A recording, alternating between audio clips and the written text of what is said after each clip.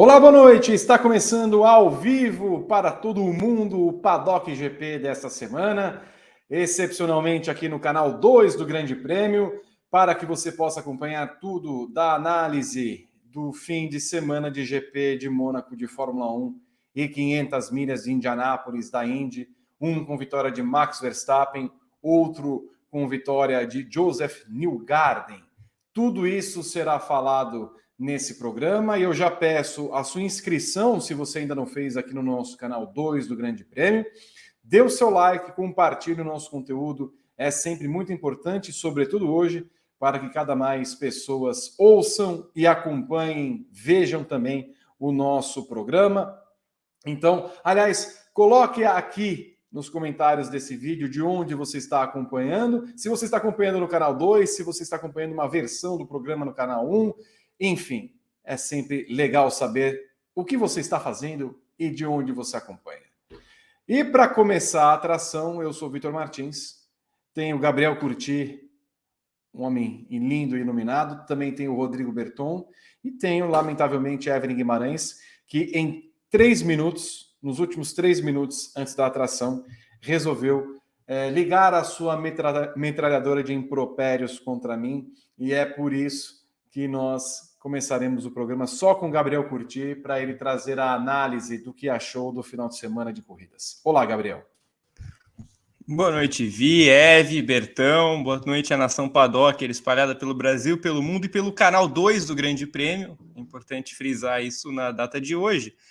Desde já peço o like de vocês, a inscrição no canal. É muito importante que vocês se inscrevam no nosso segundo canal também. O Vitor falou como hoje especialmente é importante o like para o vídeo aparecer mais, né? Porque a gente tem menos inscritos nesse canal do que no outro, então quanto mais like, mais inscrição, mais comentário, esse vídeo vai ganhar mais engajamento. Então ajuda nós. Eu só vou fazer um rápido comentário de abertura, Vi, que é o seguinte: hoje, 29 de maio de 2023, na minha visão, os melhores pilotos do grid de Fórmula 1 e da Indy venceram as principais corridas da temporada: Verstappen em Mônaco, Newgarden em Indianápolis. Evelyn Guimarães, já que é obrigatório dar espaço para você, mulher, eu darei o espaço cordialmente, diferente de você, mulher, que tem sido abutrina comigo. Olá, Evelyn. Olá, Gabriel Curti, olá, Rodrigo Berton, olá, todos os nossos amigos do Paddock GP. Eu não vou falar com essa pessoa aí, porque ele fica me menosprezando a minha existência, entendeu? Então eu vou deixar para lá aí esse pacto, entendeu? Então assim, não vou falar mais com ele hoje. Mas assim, boa noite a todos. E o meu destaque inicial vai para Fórmula 1, claro, né? E para a quantidade de erros que a gente viu no GP de Mônaco e o quanto a Red Bull e o Verstappen, todo mundo não tem concorrência, é uma injustiça isso, não tem ninguém ali. É verdade que o Alonso está bem e tudo mais, mas só ele é pouco. E quem deveria fazer mesmo o papel de concorrente é deprimente, como o Gabriel Curti tão sabiamente falou hoje na sua análise que vai ao ar amanhã. Rodrigo Berton vem aqui depois dessa senhora trazer as informações necessárias. Olá, Berton. Vim trazer a paz. Boa noite, Vi, boa noite, Eve, boa noite, Gá, boa noite, nossos amigos do Paddock GP, aqui no canal 2 do Grande Prêmio. Então, como o Vitor, o Gabriel e a Evelyn falaram, hoje é muito importante o seu engajamento na nossa live. O canal 2 é menor do que o canal 1, então, quanto mais gente comentar aqui no chat, deixar o like, se inscrever no canal, o YouTube vai espalhar para mais gente, vai chegar aqui para essa transmissão, excepcionalmente, hoje aqui no canal 2. Então, estou esperando todo mundo aqui, o Vitor já pediu para a galera perguntar de onde. O Marcelo Frandeblock disse que está em Santo André, Vitor Martins. O Lincoln está no Capão Redondo. O canal Grande Prêmio comentou aqui, ó, acompanhando aqui no Cantinho da Solidão, com saudades do Paddock GP aqui. Ele está no Cantinho da Solidão, Grande Prêmio. Mas a gente volta já já. A Thaline está em Salto. Deixa eu ver quem mais aqui. E perguntaram, Vitor, será você comentando de bermuda ontem na transmissão? Bermuda? Olha, claro. Eu estava de bermuda, mas não havia câmeras. Eu acho impossível isso ter acontecido. E o Manuel Cichonani está em Santa Maria, no Rio Grande do Sul. O Jonathan Rodrigues está em Caruaru, capital do forró. Vitor, que é um excelente forrozeiro. Então, vão deixando o like aí, se inscrevendo no canal. E eu volto já com as mensagens. Mandem superchats também, que é importante. Se nós chegarmos hoje a 750 likes nesse programa, nós vamos fazer o sorteio de um kit da Porto Seguro para que o vencedor tenha esta maravilha em sua casa, um oferecimento Porto Seguro, que é apoiadora da Aston Martin na Fórmula 1, do piloto Felipe Drogovic, reserva da equipe que é vice-líder do campeonato e que viu mais uma vez nesse final de semana Fernando Alonso no pódio. 750 likes. Aí nós vamos sortear um dos prêmios e aí o Berton, obviamente, vai ficar responsável por isso, porque nós vamos escolher uma pessoa que está lá no chat, pois não, Berton? 150 likes durante o ao vivo, né? Tem que deixar isso claro, durante o ao vivo. Durante o ao vivo. Se você estiver vendo em outra plataforma, no canal 1, na reprise do canal 1... Esse vídeo deve estar passando agora em algum momento no canal 1, por exemplo, durante a manhã da terça-feira. Não vale mais, é só no ao vivo na segunda-feira. Então, é assim. Até escreva, você está acompanhando esse vídeo aonde? No canal 1 ou no canal 2? Se for no canal 1, você vai escrever lá no canal 1. Se for no canal 2, você vai escrever no canal 2. Isso é muito importante para nós, porque vai engajar o vídeo no canal 1 e no canal 2. Muito bem? É isso. 750. Bom, eu vou ao roteiro. O roteiro, vocês sabem, foi feito por Gabriel Carvalho, né? Que saiu vibrando nas ruas ontem de Campinas com a vitória do Verstappen. Do Verstappen não, do Newgarden. Dos dois. Max Verstappen venceu pela segunda vez na carreira o GP de Mônaco. O piloto da Red Bull fez uma volta de classificação espetacular no sábado e venceu no domingo liderando todas as voltas. Foi a 39ª vitória do holandês na carreira e a 4ª na temporada. Também se tornou o maior vencedor da história da Red Bull. Fernando Alonso, apesar de escolhas duvidosas da Aston Martin, foi segundo colocado, enquanto um surpreendente Esteban Ocon completou o pódio. Evelyn Guimarães, eu vi o briefing de ontem? Não acompanhei nada. Então, se você falou mal de mim, as pessoas vão falar, tá? Eu não quero mais que você fale mal de mim. Você está proibido. Fale do GP de Mônaco. Se tiver de falar mal, fale mal do GP de Mônaco. Primeiro que eu não falo mal de você, né? Já começa por aí. Então eu quero deixar bem claro isso. Eu não falo mal de você. Começa por aí.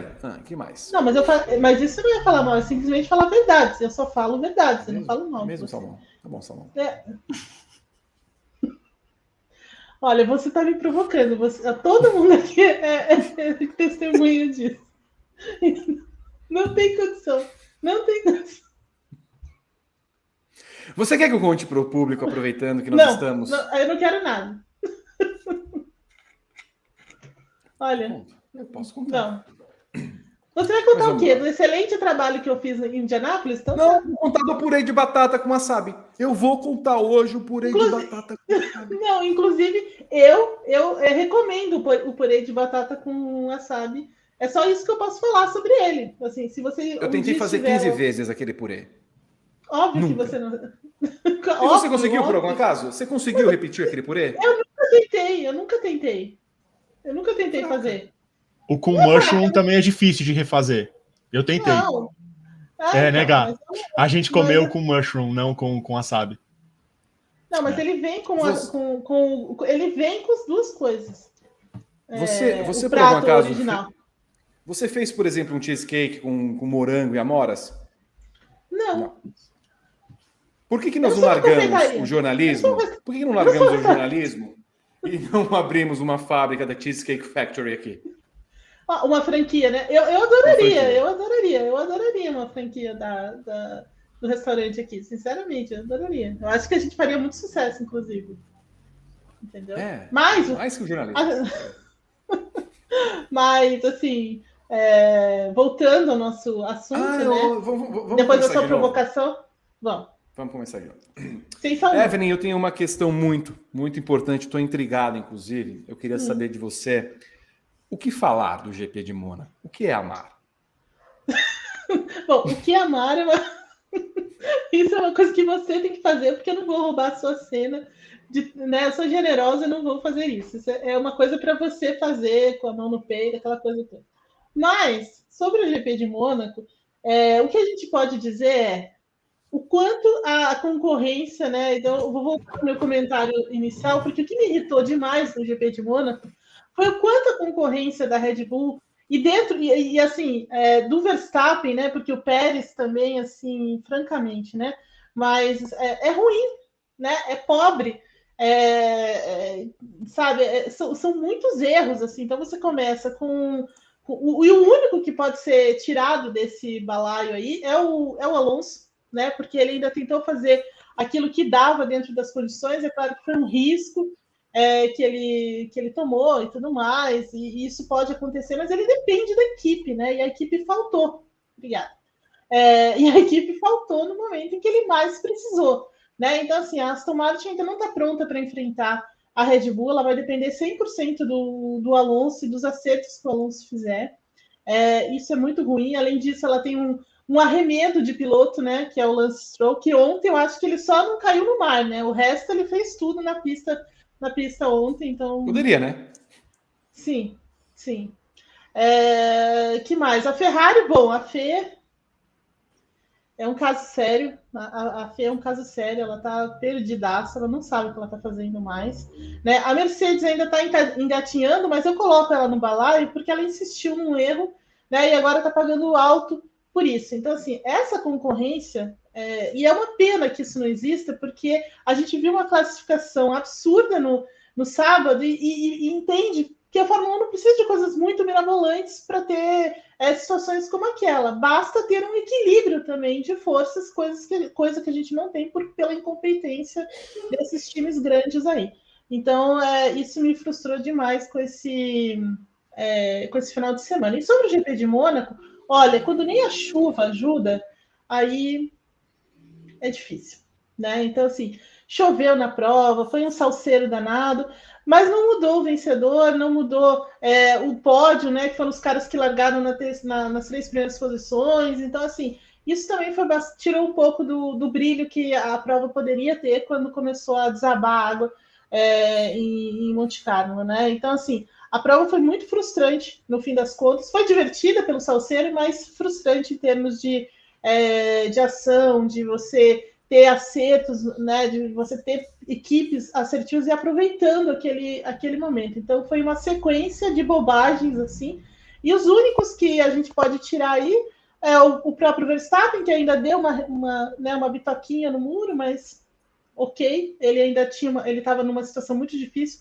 e conseguiu contornar isso. O Alonso, que tentou fazer alguma coisa, né, e basicamente é o que nós temos. Até a Mercedes foi bem com o Hamilton e tudo mais, mas assim, nada muito, né, de encher os olhos, digamos assim. Então, no fim das contas, o GP de Mônaco foi bem assim, chato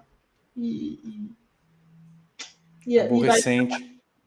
Tal qual a gente fala dos adolescentes, aborrecentes. Foi aborrecente. Gabriel Curti, a sua visão do GP de Mônaco? Olha, eu acho que foi um dos melhores GPs de Mônaco dos últimos tempos, o que não quer dizer muita coisa. Eu acho que a concorrência era muito, muito fraca e eu concordo com a Eve. Eu acho que a chuva deu uma movimentada nas coisas, mas aí eu vou voltar num tema, Vi, que a gente já falou em outros programas. Tenho a sensação que o nível técnico dos pilotos tem decaído de uma forma muito preocupante. Os desempenhos individuais em 2023 estão preocupantes. Então, alguns pilotos que a gente via com bons olhos até o ano passado, esse ano começam a cometer muitos erros. Esse final de semana, por exemplo, o Norris bateu na classificação, o Leclerc fez uma atuação pífia, o Sainz, meu Deus do céu, um horror completo. A corrida do Sainz ontem foi horrível, quantidade incrível de erros. O Pérez, para mim, já vou antecipar que a minha nota no ranking GP não foi a nota final dele, mas a minha nota para o Pérez ontem foi 0. Eu dei 0 para o Pérez, 0. cara largou em último e fez uma corrida em que ele bateu, só faltou bater no Verstappen, e quase ele bateu. Quase ele bateu no Verstappen, tomando a segunda volta. Então, assim, a gente está tendo algumas atuações individuais muito ruins, muito tristes. Prova disso, eu já vou antecipar aqui, dar um spoiler. Na quarta-feira vai entrar o ranking GP. Quando vocês olharem lá para o ranking geral, eu não vou falar quem é, mas o 9º colocado tem uma média 5,9 no ano. E a gente está falando de jurados, eu, Pedro Henrique Marum e Gabriel Carvalho, a gente é bem bonzinho, viu? Uma corrida mediana, a gente já está com 6,5, um 7. O 9º colocado tem uma média de 5,9. Então daí vocês tiram como é que está o nível da temporada 2023 em pilotagem. Eu acho que está bem fraco. Mais um dado. Eu sempre consulto o Forix, né, um site de estatísticas, para conferir algumas coisas sobre as corridas. O GP de Mônaco teve ultrapassagem mesmo, 13. Péssimo número, péssimo, terrível número. Então, a corrida só pareceu interessante porque realmente os caras erraram muito. Os caras realmente estavam trabalhados na barbeiragem. Então, foi uma corrida... De novo, eu acho que foi um dos melhores GPs de Mônaco dos últimos tempos, mas eu acho que foi interessante porque muita gente errou, muita gente fez bobagem, mas não porque ele tenha tido uma disputa de fato interessante. No final das contas, o Verstappen controlou, o Alonso foi segundo sem muitos riscos. Quando ele teve alguma chance de atrapalhar o Verstappen, ele e a Aston Martin tomaram uma decisão inexplicável. O Ocon em terceiro fez uma boa corrida, acho que o Gasly fez uma boa corrida também. Na corrida em si, o Norris foi bem, o Piastri foi bem, e o Bottas foi bem, por incrível que pareça, e meio que para por aí. O resto, todo mundo muito mal.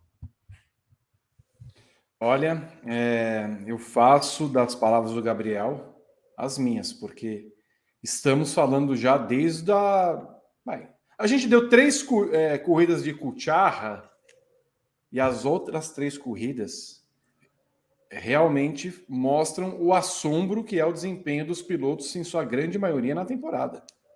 Desempenho sólidos mesmo, só de Verstappen e Alonso, com alguns errinhos aqui e ali, que eles não são infalíveis, mas o resto, olha, eu chamo a atenção pro Logan Sargent.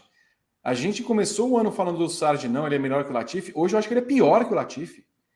O desempenho dele em Mônaco foi horrível. E até o Nick De Vries, assim... em determinado momento, desculpa, em determinado momento, a Williams estava ensinando pelo rádio o Sargent como ficar na pista, como evitar um desgaste maior e não causar acidentes. Imagina Sem chuva. Sem chuva. Ele estava tomando 5 segundos do Pérez no seco. Exato. Vi, só uma coisa para... Perdão, pela interrupção. Já para você voltar para o seu raciocínio, mas só para ilustrar aqui, de novo, usando o ranking GP. Média da temporada, você falou em Alonso e Verstappen, de fato os dois estão destacadamente na frente do resto no nosso ranking também. Mas, em média, acima da nota 7, só tem 4 pilotos no ranking GP em 2023. Verstappen, Alonso, Hamilton e Gasly. Só eles estão acima da nota 7 em 2023 no nosso ranking. É muito preocupante. Você em casa acha isso também? Eu quero saber a opinião de vocês. O desempenho dos pilotos em 2023 é um desempenho abaixo da média? Né? Quando a gente olha para o campeonato em si, vê Verstappen, Alonso e um resto, assim, Hamilton, com algumas críticas a se fazer do Hamilton, mas o resto, olha, até mesmo o Lance Stroll. O Lance Stroll, a melhor desempenho do Lance Stroll foi quando ele estava com o pulso quebrado. Quebra o pulso, meu filho. Quebra de novo. Quem sabe quebrando de novo você não vai ser melhor. Porque, olha, é difícil ver um piloto como esse. O Sargent não conseguia fazer a curva, a Lowe's, que mudou de nome, não sei qual é o nome, vai ser Lowe's e continua sendo Lowe's. Não conseguia fazer a curva. Nossa Senhora, é horrível. Enfim. Evelyn Guimarães, game over para Sérgio Pérez no campeonato? Com louvor, assim, com louvor. Eu acho que depois do que aconteceu nesse final de semana, não tem como você colocar o Pérez como como um contender, né? Um candidato ao título. Não tem como, né? Então, assim, ele chega num momento em que, por exemplo, é a especialidade dele, pistas de rua, né? Então, assim, é onde ele tem de brilhar, né? Basicamente é isso. Ele já tomou um sapeca iaiá lá em Miami, se lascou, e aí a última chance dele nesse momento seria Mônaco, para pelo menos criar uma atmosfera ali de disputa, ou pelo menos tentar tirar o Verstappen um pouquinho da zona de conforto. Né? Mas aí ele chega e bate nos primeiros minutos da classificação, acaba, né? Acaba com qualquer chance, joga no lixo qualquer oportunidade desse sentido. Então ali já foi horrível, e ele vinha de treinos muito ruins também. Pérez estava sofrendo em Mônaco para se entender ali com o carro e tudo mais. E aí chegou na classificação, isso ficou muito claro também na classificação. Outra coisa, a corrida dele ontem foi assim, eu acho que é -1, viu, Gá? Não dá nem para ser 0. Olha, eu tenho um gatinho passando. Não dá nem para ser. Olha, eu acho que eu vi um gatinho. Não dá nem para ser 0, sabe? Porque um cara como ele, você não pode esperar que um cara como ele faça as coisas que ele fez ontem, né? De bater, de não conseguir parar na pista. Se duvidar, ele está parando no box de novo agora. Ele deve estar lá procurando para fazer mais uma parada, sabe? Então, assim, foi a pá de cal. E outra coisa, o Pérez, ficou muito claro o seguinte também: o Pérez não suporta a pressão de uma disputa de título. Porque uma disputa de título, ela é corrida, é você matar o leão ali a cada final de semana, e ele não faz isso, tá longe de fazer isso, né? E no momento em que ele se viu pressionado, ele errou de novo. Então, assim, por melhor que ele seja, por um cara combativo em determinados momentos e tudo mais, ele não é um piloto de disputa de título. Ele é só um piloto que teve essa chance numa equipe grande, né, de estar ali na Red Bull e tudo mais, e ter a facilidade, digamos assim, em pista de rua, e contar com um momento meio ruim, digamos assim, um dia ruim do Verstappen, mas não passa disso, né? Então, assim, o Verstappen caminha, né, muito, muito tranquilamente nesse sentido.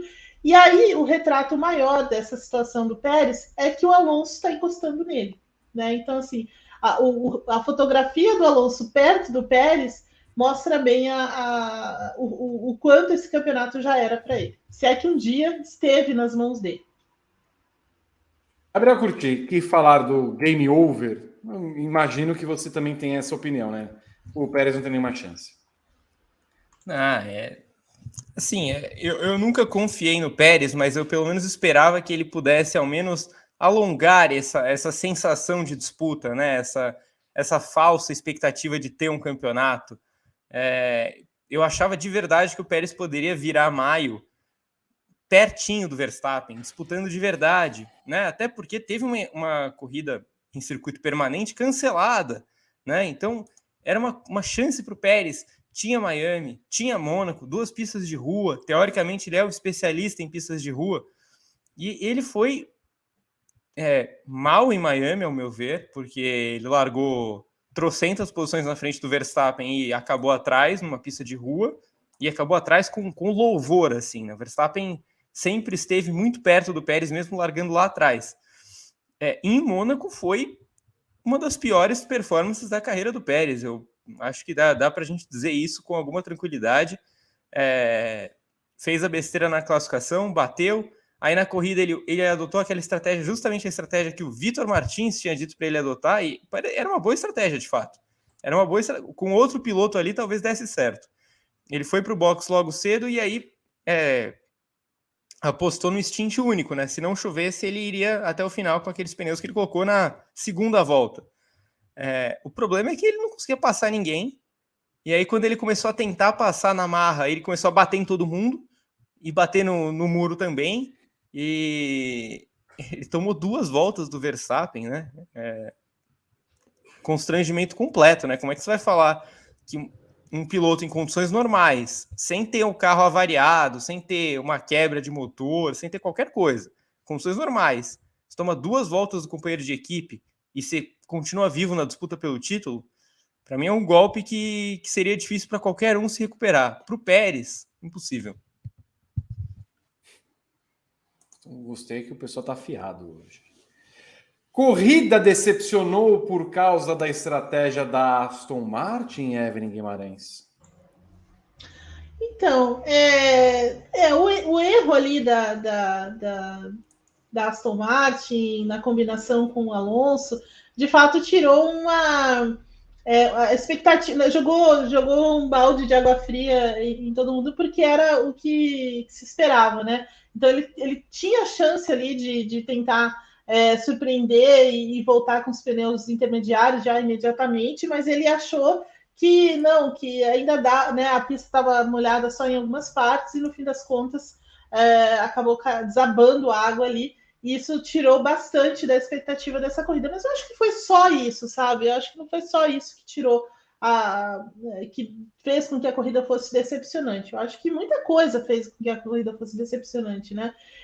Todos esses erros que nós falamos, né? Do Pérez, da Ferrari, enfim, todas essas bobagens que aconteceram ao longo da corrida fizeram com que a corrida fosse, imagina, uma corrida de chuva em Mônaco decepcionante, né? Então, para aí você vê o cenário da Fórmula 1 em 2023. Mas é claro que sim, que se ali a combinação Aston Martin e Alonso tivesse funcionado, teria sido mais interessante a briga da vitória. Não só pelo momento da chuva, mas mesmo se não chovesse, né? A Aston Martin apostou tudo ali naquela escolha, né, de pneus e tudo mais, em que eles colocam os pneus duros, né, largam com o pneu duro para tentar fazer, sei lá, 60 voltas e pegar o Verstappen na troca, né, porque o Verstappen teria de parar antes, apesar de todo o cuidado que o Verstappen teve com o carro, com o pneu, ao longo, para tentar estender, né, essa vantagem, tentar alongar o máximo que ele conseguisse naquele stint, mas mesmo assim aquilo ali seria, eu acho que teria funcionado mais do que essa questão da chuva, que a chuva atrapalhou mais do que ajudou. De qualquer forma, eu acho que a Aston Martin não errou só aí, sabe? Eu acho que ela errou ao deixar o Alonso sem pneus novos para a corrida, eu acho que ela errou ao falhar ali na hora de você fazer uma leitura da corrida. Então, assim, foram vários pequenos errinhos assim da Aston Martin que acabaram tirando um pouco dessa expectativa da luta da vitória que se fez depois da classificação de ontem, né? Então, nesse sentido, decepcionou, mas outros elementos também ajudaram a tornar a corrida tão enfadonha. Gabriel, eu vi uma discussão muito grande, as pessoas não, perdeu, o Alonso falando que não. Havia chance de Alonso ter vencido a corrida de ontem? Não, eu acho que não, mas assim, me incomodou pelo fato de que perdeu pelo menos aquele 1%, aquela chance de incomodar. Porque se você acerta o timing de colocar o pneu de chuva, intermediário no caso, né? Se você acerta aquele timing, o Alonso talvez voltasse muito perto do Verstappen quando o Verstappen fizesse a parada dele. Ia ter pelo menos uma briga, ia ter uma discussão. A gente ia ver o Verstappen com condições péssimas de pista, tendo que defender a liderança. O Alonso estava muito rápido de pneus intermediários no começo. Então, a gente ia pelo menos ver o negócio pegar fogo. A gente ia ver esquentar a briga. Então, eu acho que a Aston Martin acabou... Aston Martin e o Alonso, tá? O Alonso tem a parcela dele de culpa também, porque a equipe consulta ele também e ele decide que, de fato, o melhor era colocar pneus de pista seca. Então, eu acho que a Aston Martin e o Alonso acabaram privando a gente de ver uma briga um pouquinho mais quente na Fórmula 1, pelo menos uma vez em Mônaco, com chuva, com os dois pilotos que, para mim, são os grandes pilotos de 2023. Para mim não, né? Para qualquer um. São os grandes pilotos de 2023. Não acho que ele tinha chance, repito, mas eu acho que pelo menos ia ter uma briga. E concordo com a Eve, os erros da Aston Martin foram pequenos erros que foram se acumulando, e eu colocaria nessa conversa também o fato de largar de pneus duros. Me incomodou essa escolha da Aston Martin, porque se o Alonso estava falando em partir para cima na largada, é muito mais difícil você partir para cima com os pneus duros, porque você gera muito menos aquecimento na volta de instalação, enfim. Eu acho que o erro começa ali já. E pneus usados, né? Você também. Não, só queria completar. Perdão. É que, não, e pior, né? Além disso, pneus usados, né? Então, assim, pneu duro e pneus usados, né? Assim, deu para entender o que eles queriam fazer, mas eles não poderiam fazer aquilo, né? Porque o cara estava largando na segunda colocação, poderia ter tracionado melhor ali na largada e não fez, né? Então, assim, e outra coisa, repito, a Aston Martin chegar no dia da corrida sem jogo de pneu novo, para mim, é gravíssimo, gravíssimo. Isso vai na linha do que você falou no começo, Evelyn? É a primeira vez que nós estamos vendo esta Aston Martin sendo posta à prova. Aí ela falha.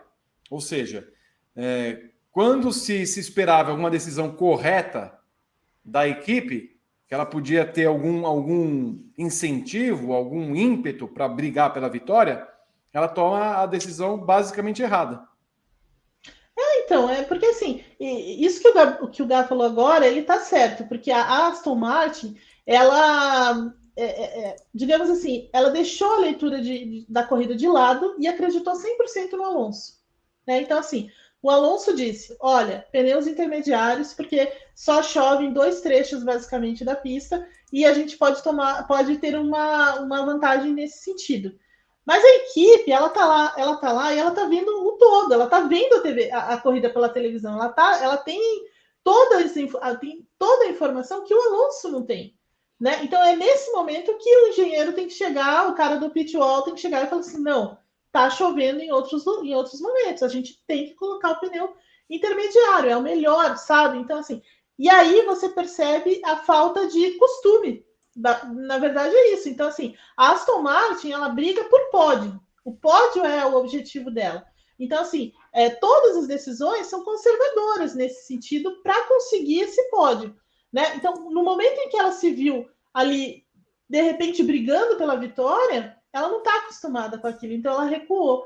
E aí, se o Alonso disse é uma coisa, né? Então, assim, ela não quis se desentender, talvez, com o Alonso, escolheu o caminho mais convencional, o caminho mais fácil ali naquele momento. Mas uma equipe que está disputando título, por exemplo, uma equipe que está disputando vitórias e outras coisas nesse sentido, ela está ligada em tudo que está acontecendo. E, eventualmente, você tem que assumir isso e tomar decisões diferentes e tomar decisões arriscadas, mas a Aston Martin não está pronta para isso, né? Então, na minha visão, a Aston Martin não está pronta para esse tipo de briga. Ela está pronta para o pódio, mas não para a vitória.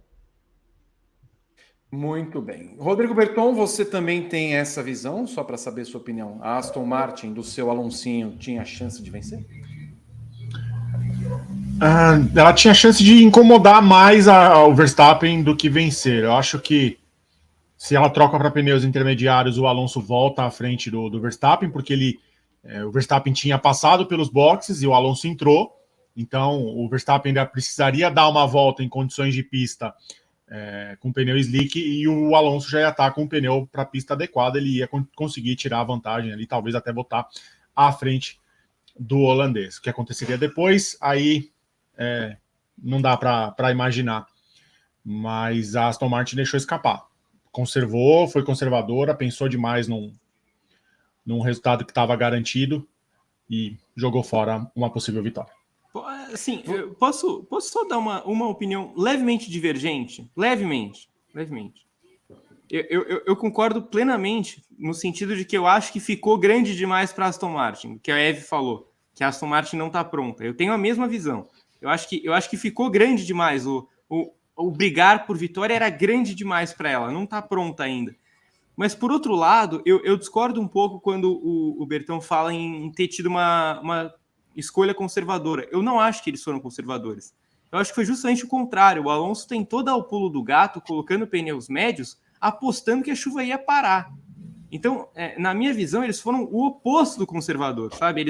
O Alonso quis ir por uma decisão em que, se ele acerta, ele vira um gênio. Colocando os pneus médios naquela situação. Mas eu acho que foi a decisão errada. Eu acho que foi impetuoso demais. Mas eu não acho que tenha sido por ter sido conservador.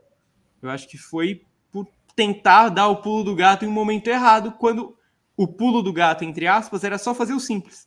A pista está molhada, coloca o pneu para a pista molhada. até porque o Berton falou da volta que o Verstappen deu o seguinte, foi uma volta horrível. Foi aquela volta que o Verstappen passou, entrou no túnel roçando o muro. Ele entra no túnel colado no muro, vai batendo mesmo. Então, na minha visão, o simples a se fazer era colocar o molhado para a pista molhada. Essa talvez questão da Red Bull... pode falar, Vi, pode falar. Não só para completar, Evi, era saber mais o momento de parar do que inventar qual pneu. É isso. É que assim, eu consigo entender de um outro ponto de vista a Aston Martin, porque ela tem o Alonso, né? E o Alonso, assim, diferente do Vettel, ele não é o Vettel era mais maleável em algumas situações, né? Mais flexível, digamos assim, um cara menos, digamos assim, menos mandão, na equipe. O Alonso não, o Alonso é a equipe, né? Ele chega e domina a equipe, então a equipe também fica meio temerosa de dizer assim, olha, talvez, sabe, aquela coisa assim, se ele falou, olha, a gente vai com isso, é com isso, então a equipe também, ela se colocou nessa posição, concordo, sabe, de não querer questionar, porque ele é o Alonso, né, e toda a aposta da equipe está em cima dele, então se ele disse que a pista está assim, é assim, mas, por outro lado, precisa de algo diferente, que foi o que a Red Bull fez. Então, a Red Bull, isso o Christian Horner falou depois. Eles falaram, era um risco deixar o Verstappen, mas nós tínhamos uma certa margem, porque existia uma diferença grande. O Verstappen trabalhou por essa diferença nessa perna grande, primeira da corrida, e ele e a gente falou com ele, olha, você precisa ter cuidado, porque a gente vai ficar mais uma volta para ver o que acontece. Entendeu? Então, esse mais uma volta é a visão que a equipe tem em geral do que está acontecendo, que faltou para a Aston Martin, porque ela não está acostumada a brigar por vitórias. Bom, Gabriel Curti, pergunto para você, daqui a pouco nós vamos falar de um assunto bombástico, que é inclusive o tema do nosso programa. Aliás, se você acha que o Alonso teve chance de vencer, coloque aqui nas redes sociais, se inscreva no canal, ative as notificações. Não tinha chance de vencer em Mônaco. É muito importante saber o seu comentário e a sua opinião aqui nos canais Grande Prêmio. Nós temos um terceiro colocado. Eu admito que não esperava, né? Mas fui burro também, né? Porque só seguir o fluxo que estava tudo bem. Mas eu achei que talvez, né, alguém pudesse tirar o pobre Ocão, mas ninguém tirou. Quase tirou o Ocão. Quase tirou o Ocão. Esteban Ocon em terceiro, a Alpine. A Alpine é um alto e baixo incrível, Gabriel Curti, porque chega uma etapa, 19ª, 18ª, o próprio Ocon larga mal, erra, não pule, de repente, terceira. A briga interna que deve ter provocado o Laurent Rossi fez efeito ou a gente não pode considerar? Eu estava até tendo essa discussão com a Eve mais cedo, porque a gente estava decidindo os temas de análises para a semana e tal, e a gente chegou ao consenso. Vamos esperar Barcelona para falar da Alpine. Vamos esperar, porque assim, eu lembro que depois da Austrália a gente fez uma análise. Olha a Alpine entrando no jogo, né? Não veio o resultado, mas tinha performance. O Gasly ali beirando o pódio durante a corrida. Só que o que se viu em 6 etapas não foi o GP da Austrália e o GP de Mônaco. Eles foram exceções. Porque a gente teve 6 corridas, em 4 a Alpine foi Alpine, e em 2 ela foi uma equipe diferente. Então eu quero ter um pouco mais de cautela. Vamos esperar Barcelona, que é uma pista extremamente padrão da Fórmula 1, uma pista que deve refletir muito do que a gente vai ver no resto do campeonato, deve passar em Barcelona. Se a Alpine estiver de novo metida na briga com Ferrari, Mercedes, até Aston Martin, aí eu acho que começa a ficar interessante o negócio. Mas só uma coisa, muito do desempenho da Alpine se deve por alguns motivos. Eu estava falando aqui que a gente só tem 4 pilotos no ranking GP com média acima de 7, mas o Ocon certamente seria o 5º se ele não tivesse tido aquele GP do Bahrein grotesco, né? Ele tomou 3 punições, enfim. Aquele GP do Bahrein, o Ocon tomou notas meio no nosso ranking. E obviamente, aquilo atirou ele ele demorou pra caramba para se recuperar no ranking. Então, na minha visão, o Ocon faz uma boa temporada depois daquilo. Ele conseguiu se encontrar. Acho que no GP da Austrália ele foi mais ou menos, tal, mas em geral faz uma boa temporada. E eu gosto da temporada de estreia do Gasly pela Alpine. Eu acho que ele tem sido bem competitivo também, apesar do erro que ele cometeu na Austrália, que acabou tirando ele e o Ocon da zona de pontos. Em geral, é um cara que tem andado num ritmo bom. Nessas corridas em que a Alpine tem conseguido competir, ele tem sido muito competitivo com as outras equipes de frente do grid. E nessa prova agora em Mônaco, até começar a chover, a diferença do Ocon para o Gasly, apesar de ter alguns carros entre eles, era de 4 segundos, 5 segundos, eles estavam próximos, eles estavam em ritmos próximos. E o Gasly namorou o pódio nessa corrida, porque ele para 2 voltas antes do momento certo. E aí ele coloca o pneu de pista seca. Ele foi na mesma linha do que aconteceu ali com o Alonso. Tanto que o Russell, que estava atrás do Gasly, volta dos boxes em terceiro, quando ele coloca os intermediários. Aí ele resolve fazer aquela barbeiragem homérica e cai para a 5ª colocação. Mas o Russell estava atrás do Gasly, parou na hora certa, voltou em terceiro. Então a Alpine poderia ter tido o Gasly no pódio também, ao invés do Ocon.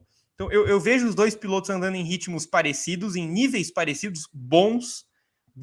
Eu acho que no meio de uma temporada de tantas performances ruins, a Alpine sobressai. Claro, o carro tem suas valências e tal, mas eu coloco a dupla de pilotos como principal ponto da Alpine nesse campeonato. Eu acho que esses dois vão fazer a Alpine conquistar coisas esporádicas aqui e ali.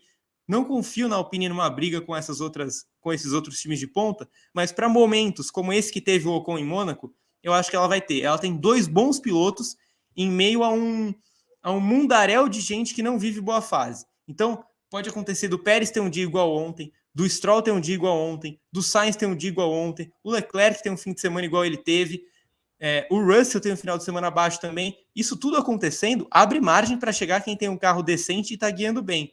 Então eu acho que o Ocon e Gasly podem puxar a Alpine para cima, não para uma briga lá na frente, mas para roubar pódio, roubar bons pontos. Eu acho que eles vão fazer isso em 2023.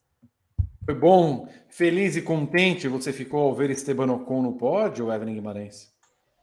Eu fiquei, eu gosto do Ocon. Eu gosto dos dois, eu acho que eles se complementam mesmo na opinião. Acho que o Ocon é um tiquinho só mais rápido do que o Gasly em classificação, e acho que o Gasly é um pouco melhor do que o tiquinho também, a mesma proporção em corrida. E na medida que o carro, né, como o Gá falou, o carro entregar também, eu der chances para eles, a gente vai vê-los com certa frequência beliscando resultados como esse. Mas é sempre interessante ver equipes diferentes ali no pódio, e dessa vez foi o Ocon, e ele mereceu muito, né, depois da volta que ele fez na classificação, então ele mereceu esse pódio, e ele fez uma corrida muito segura também, né, mesmo quando ele é abalroado por um certo Carlos Sainz, né, que não sei o que estava pensando naquele momento, mas mesmo assim ele estava se defendendo bem, e ele conseguiu levar o carro até a final. Eu acho que assim, é um prêmio importante, não só para ele, mas para a Alpine também, que vive as turras lá dentro, né? A garagem da Alpine tá meio complicada nesse momento, então é um pódio que dá uma aliviada também para a equipe, que está fazendo mais do que parece, né? Acho que a impressão é essa, que na verdade a Alpine é melhor do que está parecendo. Muito bem. A pergunta que eu faço é o título do nosso Paddock GP. Verstappen, 39 vitórias. Vettel, 38 vitórias. Nós já falamos sobre esse assunto, mas agora o momento é outro. Chegamos no momento em que Verstappen é maior que Vettel nos padrões Red Bull. Passou o número de vitórias. Então eu pergunto para Gabriel Curti. Verstappen é melhor do que Sebastian Vettel? Melhor e não maior, é isso? Porque maior na Red Bull, ele já é, tá? Maior em termos de vitórias. Se você quiser fazer a bifurcação da sua explanação, fique à vontade. Na Red Bull, Verstappen é melhor do que Vettel? Para mim é. Para mim é assim, eu sei que para muita gente vai soar mal essa resposta, porque eu sei que o Vettel tem muitos fãs e, merecidamente, o Vettel foi um grande piloto e um grande cara também, uma grande personalidade da Fórmula 1 nos últimos anos, então, absolutamente formidável. Mas para mim o Verstappen é melhor já do que o Vettel foi no auge da carreira dele. Acho que o Vettel teve grandes momentos na Fórmula 1, 4 títulos, obviamente não foram por acaso. Tá na moda, né? Ultimamente você vê muito nas redes sociais, não, porque o Vettel é o pior multicampeão da história, tal. Eu não gosto muito dessa conversa e acho que ele teve muitos méritos nos 4 títulos que ele conquistou. Ele tinha um carro dominante, óbvio que ele tinha, mas ele tinha um companheiro de equipe, né? E ele foi lá e ganhou 4 vezes o campeonato. Em 2 deles, ele foi muito incomodado pelo Fernando Alonso, que é um monstro de piloto, e ele ganhou. Então, eu vejo o Vettel com muitos méritos, e até mesmo na Ferrari, por mais que eu tenha muitas críticas à passagem dele pela Ferrari, eu acho que ele ajuda a Ferrari a se reerguer também, para virar de volta uma equipe competitiva em 17 e 18. Então, ele tem méritos na Red Bull, ele tem méritos na Ferrari. Mas para mim o Verstappen é melhor como talento puro. Acho que o Verstappen ele é mais impressionante. Eu acho que o Verstappen faz voltas que o Vettel não faria. Ele faz manobras que o Vettel não faria. De novo, não é um demérito para o Vettel, mas eu acho que quando o Verstappen... É difícil a gente comparar alguém que está andando com alguém que já parou, mas eu acho que quando o Verstappen parar, a gente vai ter lembranças maiores do Verstappen do que a gente tem do Vettel. Eu acho que o Verstappen, como talento puro, ele é melhor do que o Vettel, e eu acho que daqui a 2 campeonatos, quando o Verstappen ganhar os 2 campeonatos que ele vai ganhar, provavelmente no ano que vem, ele vai ser maior do que o Vettel também, e essa discussão vai acabar. Mas por enquanto, eu acho que o Vettel na história da Fórmula 1 é maior que o Verstappen, porque ele tem 4 títulos e o Verstappen tem 2. Mas o Verstappen é melhor que o Vettel. Evelyn Guimarães, Verstappen já é melhor que Vettel? Eu concordo muito com o Gás. Sim, acho que o Verstappen, em termos de pilotagem mesmo, de velocidade pura e tudo mais, é melhor do que o Vettel. Eu acho que principalmente em corrida, sabe? Eu acho que principalmente em corrida, o Verstappen ele é mais agressivo, ele é mais arrojado. É claro que hoje em dia, né, ele está um pouco mais contido, porque ele não tem rivais, né? Então, assim, e isso é uma grande, uma injustiça até com ele, porque eu acho que se ele tivesse um Alonso do jeito que o Vettel teve de enfrentar, ou mesmo o Hamilton, se conseguisse, se a Mercedes entregasse um carro melhor, sabe? Eu acho que a gente veria coisas mais, sabe? Teria a oportunidade de ver todo o repertório ainda que o Verstappen tem. Mas em corrida, principalmente, ele é alucinante, assim, eu acho que encanta mais pela maneira como ele encara as coisas, né? Ele sempre está disposto a ir para o combate, né? Ele nunca tira o pé, ele nunca dá espaço, ele nunca... embora ele reclame bastante quando as pessoas não fazem isso para ele. Mas, assim, encanta bastante o estilo de pilotagem dele, porque ele é meio como o Mark Marques era na grande parte da carreira dele, né? Um cara que mudou o esporte, um cara que fez com que os outros pilotos também mudassem a sua forma de pilotagem por causa dele. Então, eu vejo o Verstappen muito nessa pegada também, e por isso, em termos de pilotagem, ele é melhor do que o Vettel. Claro que o Vettel ainda é maior que ele. O Vettel deixou um legado que acho que o Verstappen dificilmente vai deixar, a menos que a gente tenha uma grande mudança, né? A maturidade traga isso a ele. Espero que traga em algum momento. Mas e aí ele precisaria ficar muito mais tempo na Fórmula 1 para chegar nesse nível. Mas por enquanto, assim, eu acho que a gente pode colocá-lo na frente nesse sentido também. Quero saber também a opinião de Rodrigo Berton. Verstappen já é melhor que Vettel, Rodrigo Berton?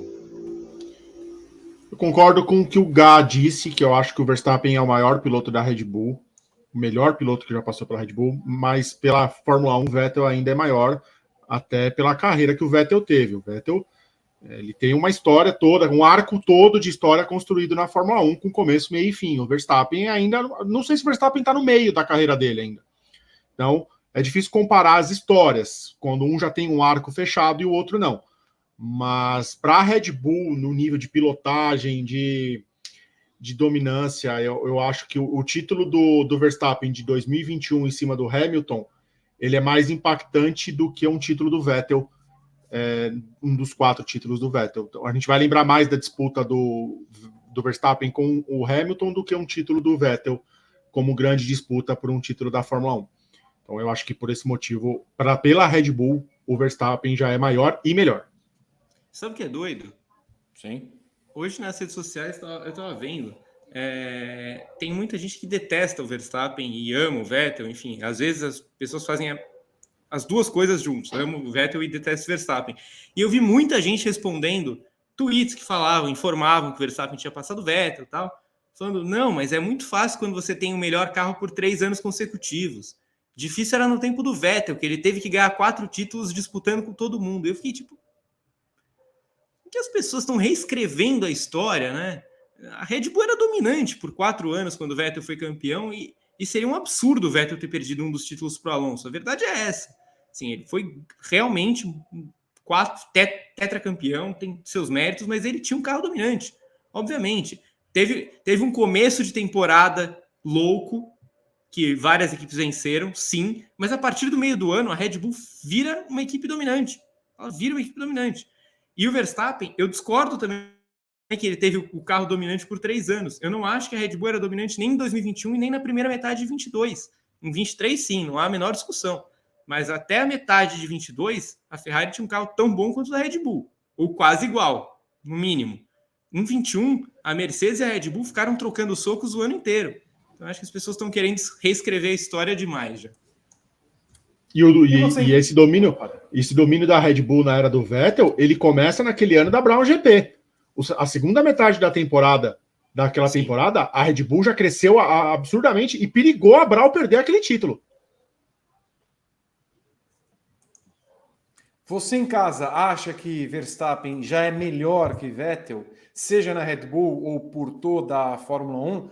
Coloque aqui nos comentários desse vídeo, se inscreva no canal, ative as notificações, dê o seu like, que é sempre muito importante, seja no canal 1, no canal 2, no YouTube, em qualquer outra rede social. Por gentileza, faça isso para que cada vez mais pessoas consumam o nosso conteúdo. Temos o público falando, Berton? Temos. Deixa eu só anotar aqui, 22, pronto. Porte. O Adalberto Diniz diz que o Gabriel foi perfeito. O André Glick diz que o Gabriel é muito bom.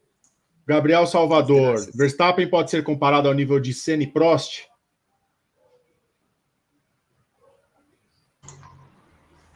Então, aí é um negócio de esperar a carreira do cara terminar, assim, sinceramente. Porque, para mim, Senna e Prost estão no top 5 da história da Fórmula 1. Eu quero esperar ver o que o Verstappen vai fazer até o final da carreira dele para saber onde a gente vai colocar ele. Mas, para mim, Senna e Prost estão no top 5 da Fórmula 1. Deixa eu ver mais aqui. Vando Monteiro da Silva diz que a pole do Verstappen é uma das mais impressionantes da história. E o Flávio Costa pergunta: a Red Bull vai continuar dominante até o final do atual regulamento? Poderá chegar ao pentacampeonato. Até 2026 tem chão, hein? PGR Silva, Vettel é o maior, os títulos falam por si só, o Max tem que pelejar mais essa temporada e a próxima para ultrapassar. Continuem deixando suas opiniões aqui no chat do YouTube. O Vando Monteiro da Silva mandou 220, Verstappen passa Prost em vitórias em 2023. E os outros superchats eu leio no fim do programa. Muito bem, Berton, vou aqui ao meu roteiro. Enquanto Max Verstappen e Fernando Alonso tiveram grandes atuações, nada há de se elogiar sobre Pérez e Lance Stroll. O mexicano da Red Bull venceu a edição 2022 em Mônaco, bateu ainda na classificação e precisou fazer uma prova de recuperação, que terminou apenas em 16º, após choques com o próprio Stroll, inexplicavelmente com George Russell e outros. Já Stroll largou de 14º e teve outra performance horrenda, também se envolvendo em vários toques e eventualmente abandonando quando a chuva chegou esmurrando o guarda-reio em diferentes oportunidades. Evelyn Guimarães, há chance de vermos Alonso vice-campeão em cima de Pérez? Eu acho que há muita chance, sim, de ver o Alonso ser vice-campeão, porque o Alonso é mais consistente, basicamente por isso, né? Então, assim, ainda que ele não consiga imprimir um ritmo mais próximo do que o Verstappen faz com a Red Bull, ainda que ele não consiga ir para o combate mesmo e tudo mais, e de repente começar a tirar vitórias do Verstappen em estratégia, por exemplo, em provas mais táticas e tudo mais, ainda assim, o Alonso está sempre no pódio, né? O Alonso está sempre ali esperando qualquer coisa que dê errado, né? Então, assim, se ele conseguir manter essa performance ao longo do ano, ele tem grande chance, sim, de acabar na frente do Pérez, porque o Pérez é extremamente irregular, como aconteceu agora, como já havia acontecido em Miami. Então, assim, nesse sentido, a Aston Martin vai ter que fazer um trabalho de primeira, vai ter que conseguir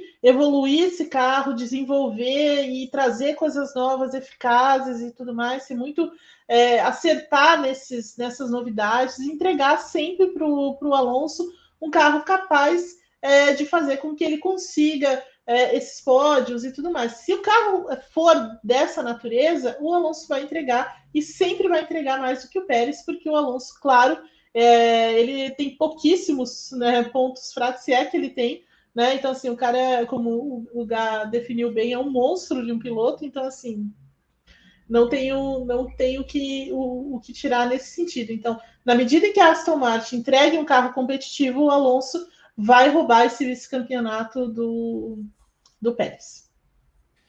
Você também acha, Gabriel? Eu concordo. Eu acho que a resposta para a nossa pergunta aqui está 100% na conta da Aston Martin. 100%. Acho que não envolve os pilotos nesse caso. Pelo seguinte, na minha visão, a Red Bull tem um carro... Vamos colocar o carro como nota 10, tá? O parâmetro é a Red Bull. Se a Aston Martin entregar ao Alonso um carro nota 7,5, 8 sempre, ele vai ser vice-campeão em cima do Pérez. Eu não tenho a menor dúvida disso. Ele não precisa de um carro do mesmo nível que o Pérez. Ele pode ter um carro um pouco inferior. A gente tem um monte de circuito pela frente, um monte de corrida pela frente. Em circuitos permanentes, eu não coloco minha mão no fogo pelo Pérez de jeito nenhum. De jeito nenhum. De jeito nenhum. Acho que há uma chance real dele perder para o Alonso várias vezes nas próximas corridas, em Barcelona, eventualmente mais para frente Canadá, depois, enfim, perder na Holanda, perder na Hungria. Eu realmente acho que o Alonso tem total condição de bater o Pérez em circuitos permanentes com o carro 1 ou 2 degraus abaixo do carro da Red Bull. Acho o Alonso monstruoso, é um dos 3 nomes intocáveis do grid que a gente tem, e o Pérez é só um bom piloto, que teve uma atuação medonha em Mônaco. Eu acho que o Alonso tem chance de ser vice-campeão, e a chance do Alonso vencer o Pérez é muito maior que a do Pérez vencer o Verstappen. E por conta disso, o que você falou, pilotos medonhos, um companheiro medonho, a Aston Martin pode perder o vice-campeonato por conta de Lance Stroll? Então, aí, para mim, assim, a Aston Martin vai perder o vice-campeonato. Para mim, é questão de tempo isso acontecer. O Stroll é uma vergonha as equipes estarem abaixo, no caso Ferrari e Mercedes, de uma equipe que tem um piloto só. A Aston Martin tem um piloto só. A pontuação do Lance Stroll, gente, 6 pontos na frente do Ocon. Que uma Alpine. Então, a Aston Martin pontua só com um piloto. Só tem um Alonso pontuando para ela. É obrigação de Mercedes e de Ferrari terminarem o campeonato na frente dela. Obrigação. Então, eu acho que uma hora essas duas equipes que estão tão complicadas vão acabar encontrando alguma coisa para passar a Aston Martin. Uma pena, porque o Alonso merecia esse segundo lugar, mas a Aston Martin, só por ter o Stroll, merece perder esse vice-campeonato. Então, Evelyn, só me resta perguntar para você o seguinte: como é que a Aston Martin pode apostar num piloto para o seu futuro como Lance Stroll? Dá para levar a sério mesmo tendo um motor Honda? Isso, essa é uma pergunta difícil de responder, porque Em tese, não, né? Então ela deveria chutar o Lance Stroll com gosto e falar: desculpa, não é nada pessoal, são negócios, né? Então, assim, não dá para você continuar aí. Mas sabemos como as coisas andam lá dentro da Aston Martin. Eu queria entender o que foi colocado na mesa quando do acordo entre Aston Martin e Honda, porque a gente sabe como a Honda sempre puxa algum piloto, ela sempre defende essa questão de ter um piloto japonês e tudo mais. E eu queria muito entender de fato, eu queria muito entender essa conversa deles ali. E acho, olha, que apesar de tudo, a Aston Martin vai ter de fazer uma escolha em algum momento, sabe? Porque ela está carregando um ônus, né? É um ônus de ter o filho do cara lá, mas ela vai ter que tomar uma decisão em algum momento, sabe? Se ela quer realmente ser levada a sério e entrar num campeonato e entrar num acordo desse, ou se ela vai querer continuar com essa imagem de equipe pagante, né? Então, assim, não é nem do piloto, é equipe pagante. Então, assim, ela precisa se levar a sério, né? Então, assim, a gente vai começar a levar a Aston Martin a sério no dia em que ela demitir o próprio Lance Stroll e tentar fazer uma seleção mais baseada na parte técnica e tudo mais, ou até mesmo voltada para essa parceria com a Honda. E nem estou falando só de Yuki Tsunoda, né? Então, assim, há nomes muito importantes vindo por aí, né? Então, assim, imagino que todos estão de olho nisso também. E ela vai precisar fazer isso, ou jamais será levada a sério. Eu vou além disso que a Eve disse. A Aston Martin, para ser uma real postulante ao título, para ser de fato levada a sério, como ela falou, precisa, obviamente, abrir mão do Stroll, abrir mão do piloto da casa, mas, na minha visão, precisa bater o pé também diante da Honda.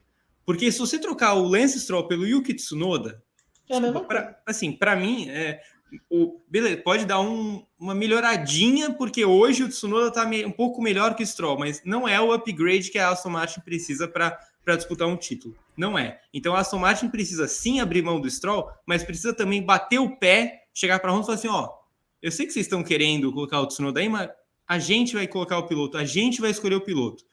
E aí você tem um leque de opções. Assim. Você tem, em outras equipes que hoje são muito menos competitivas, você tem pilotos melhores. A gente citou a dupla da Alpine. Eu acho que a dupla da Alpine já seria um ótimo upgrade para a Aston Martin. Um dos dois ao lado do Alonso. Lando Norris, um dos dois ao lado do Alonso. Já seria um upgrade muito grande. Yuki Tsunoda, de jeito nenhum. Olha, a Honda só vai chegar em 2026, né? Mas já está claro para todo mundo que Lance Stroll não reúne as mínimas condições para ser líder de uma equipe. O Alonso precisar passar balanço de freio e outros acertos durante o GP do Azerbaijão, embora tenha sido uma atitude nobre, até patriarcal do Alonso, demonstra que o Lance Stroll não tem linhagem para isso. Se a gente duvida, por exemplo, às vezes que o Leclerc, por exemplo, tenha essa linhagem de campeão, imagina Stroll. Então, para que aconteça isso, vai muito na linha Rosberg, de conduzir as coisas. Ele era amigo do Hamilton desde a infância e para ser campeão ele teve de abrir mão da amizade entre os dois pilotos. O pai vai ter de abrir mão do filho. O pai vai ter de abrir mão do filho. Nem que custe a relação que eles tenham. Não sei se eles se dão bem, inclusive, mas vai ter de custar isso. Então, ou ele decide ter uma equipe para o filho, ou ele decide ter uma equipe campeã. Então, e tem outra.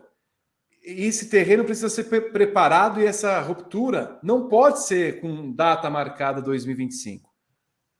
Viu que está, por exemplo, 6-0 para o Alonso em classificação e viu que está 93-27, é isso? Posso estar enganado nos números.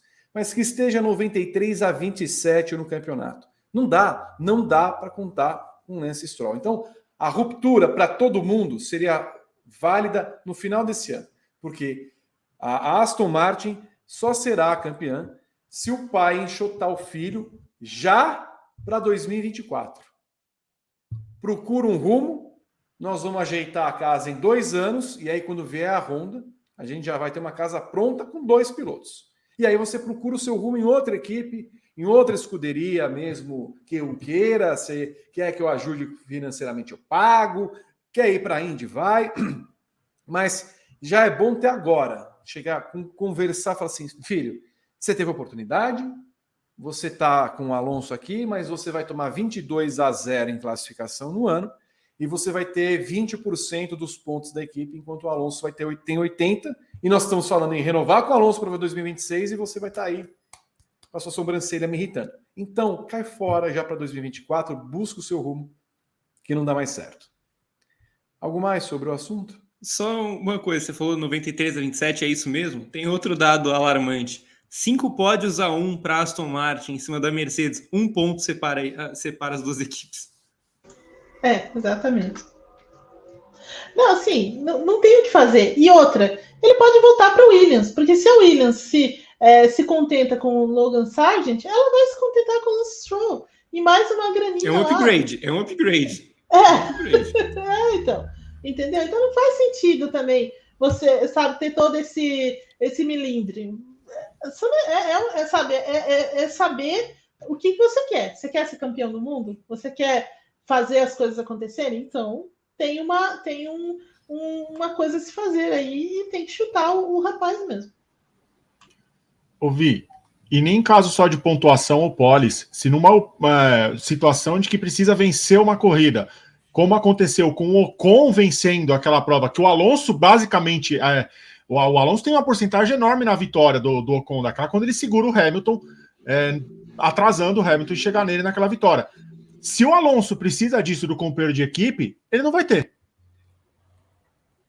Porque o Stroll está estacionado num bueiro, que nem foi ontem. Assim, GP da Itália, que o Gasly ganhou. A corrida estava na mão do Lance Stroll. Pois é. Na mão do Lance Stroll. Pois não, é. Fora. Me irrita.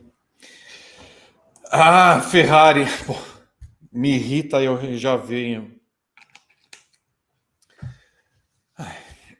A Ferrari viveu... Se bem que aqui está o tema, desculpa. Ferrari, 2 pontos, risos. A Ferrari viveu outro fim de semana de horror em Mônaco. Apesar de uma boa classificação, a zica de Monte Carlo atrapalhou e atacou Charles Leclerc novamente.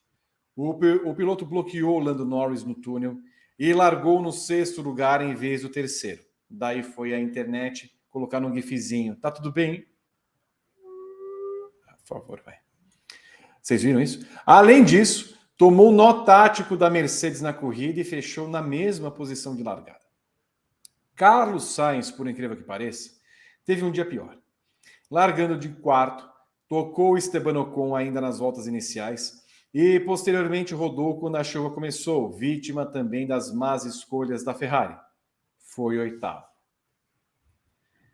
Evelyn, quem mais estragou o final de semana? Os pilotos ou a própria Ferrari? Olha, é difícil de dizer, sabe? É difícil, mas eu diria que nesse final de semana tá equilibrado. 50, porque assim, mas pensando bem, olha, aquele estado puro no túnel, ele ganha, né? Ele ganha de qualquer coisa. Foi culpa da Ferrari. A Ferrari foi pior nesse final de semana. Sabe, não dá para uma equipe com a idade da Ferrari. Eu falei isso no briefing, vou repetir aqui.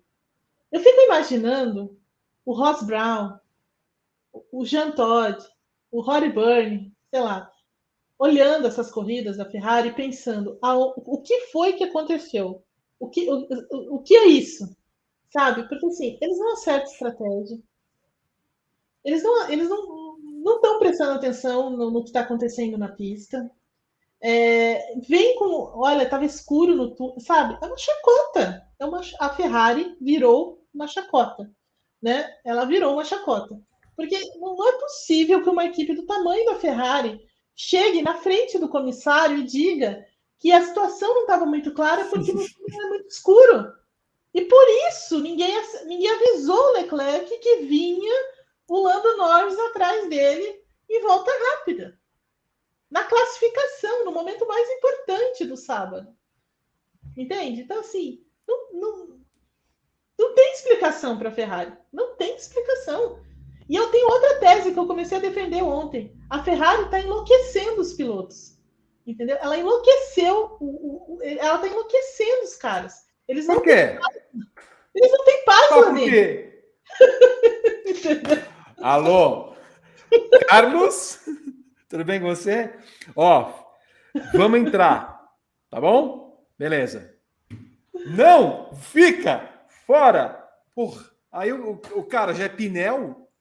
O cara é Pinel. Então, coitado, velho. O cara ali, concentrado na corrida dele, tentando alcançar o diabo ali na frente, né? Tentando alguma coisa para tentar um pódio, sei lá. O carro estava andando bem, porque o ritmo do Carlos Sainz naquele momento da coisa estava bom. Eles não conseguiam tirar a performance, né? E de repente os caras, vai entrar, não, vai sair, não, entra, sai, fica. Aí, não, a gente não tá preocupado com o Ocon, nós estamos preocupados com o Alonso. Mas peraí, a gente não largou de pneu duro para ficar o mais tempo na pista para tentar pegar o Ocon? Como assim? Agora nós estamos preocupados com o Hamilton, sabe? Aí, eu não consigo entender a Ferrari, eu não consigo imaginar que eles não sentem lá depois da classificação e olhem para a classificação e para os jogos de pneu que tem e falem, bom, se acontecer isso, nós vamos fazer isso, se acontecer X, nós vamos fazer isso, sabe? Não, eles agora não tem nem mais abecedário no plano, nem tem mais isso. Agora é freestyle, entendeu? O que aconteceu, entendeu? Então, assim, a Ferrari, ela virou um arremedo de equipe e assim, é uma... Sabe quando dá pane geral? Deu pane geral, acabou, entendeu? Ninguém se entende, E eu recomendo muito o texto que vai ao ar amanhã no Grande Prêmio, que o Guy escreveu hoje, porque ele faz um retrato exato do que está acontecendo na Ferrari nesse momento e o quanto vai demorar para a Ferrari sair do buraco. Porque do jeito que ela está lá, com as pessoas que ela tem lá, sem um líder, sem uma pessoa que pare e diga, olha, tem alguma coisa errada aqui, não vai sair do buraco. E ela enlouqueceu os pilotos. Eu não estou defendendo os pilotos, porque eu acho que eles também têm culpa, tá? Mas ela enlouqueceu esses caras. Ela enlouqueceu, de fato, esses caras. Aquele surto do Carlos Sainz no rádio não é normal. Desculpa, não é normal, cara. O cara ter um acesso de raiva daquele sabe, no momento de concentração, de corrida e tudo mais. Então, assim, ela enlouqueceu os pilotos. Desculpa, não vou mais falar. Não, mas assim, você sabe, Evelyn, que eu até esqueço dos xingamentos que você me dirige. Eu nunca te xingo. Você tem sido uma pessoa severina comigo, mas quando você coloca à tona o seu poder sanguinário, saem coisas boas. Sai isso, que é o que a gente... É para isso que... Ó, eu tenho 2 motivos no automobilismo. As 500 milhas de Indianápolis e você transbordando sangue. É isso, mulher. Quando você transborda sangue pelo pescocinho, você sabe que eu amo. É isso que eu te espero. É exatamente isso. Certo. Né? Gabriel, me fala, até que ponto a performance de Sainz e Leclerc podem estar relacionadas a essa falta de comando da equipe ou essa falta de ânimo? É uma falta de tudo. É uma falta de tudo. A Eve falou da análise que vai entrar ao ar amanhã, terça-feira de manhã. Ficou bem extenso assim, mas eu recomendo que o pessoal leia para tentar entender o que está acontecendo por lá. Eu usei justamente no título esse termo que a Eve usou. Pane geral. Para mim deu pane geral na Ferrari e é aquele momento em que todo mundo começa a atrapalhar todo mundo. Sabe quando tá todo mundo na merda e vai todo mundo se afundando junto? Ninguém faz a força para sair de lá. Você só vai afundando junto.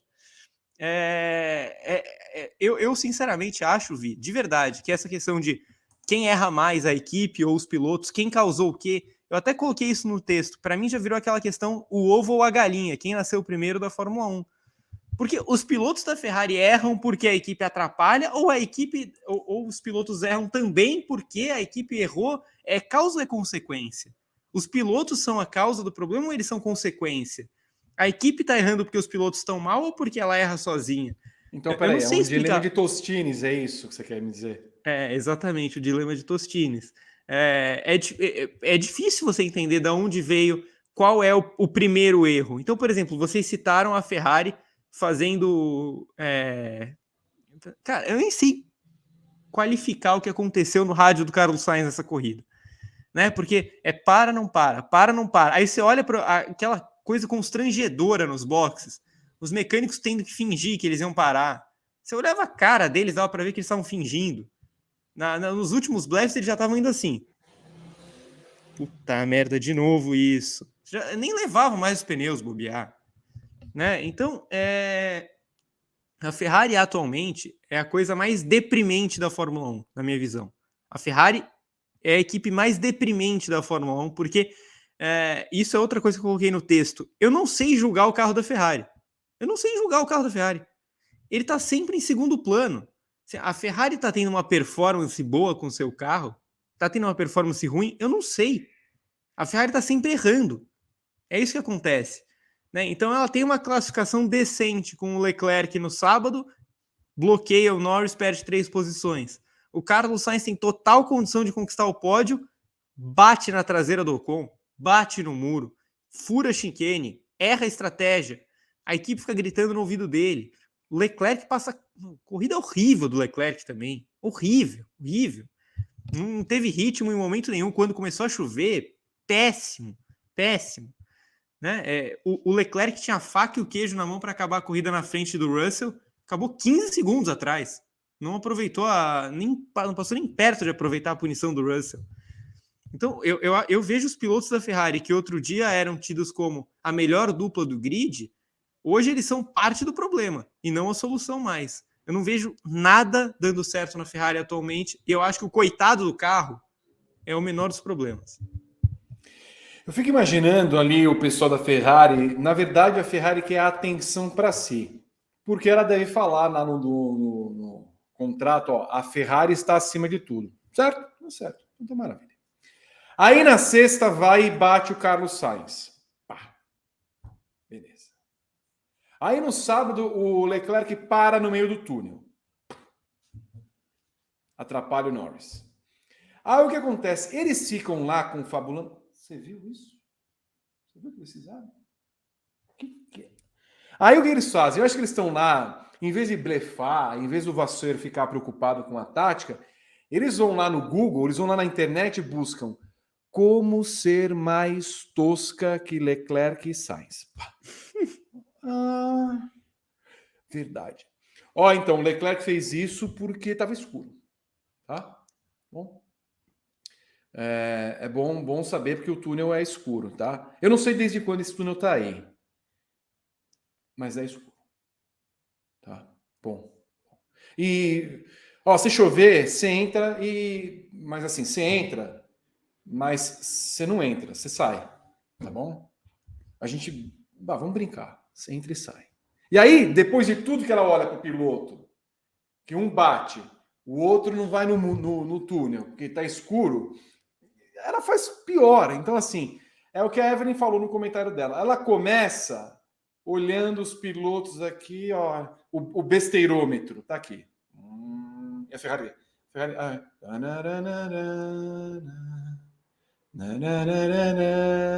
Ferrari! Aí passa. E passa. É impressionante. Eu fico imaginando, Evelyn e Gabriel, não, nós vamos para a Indy.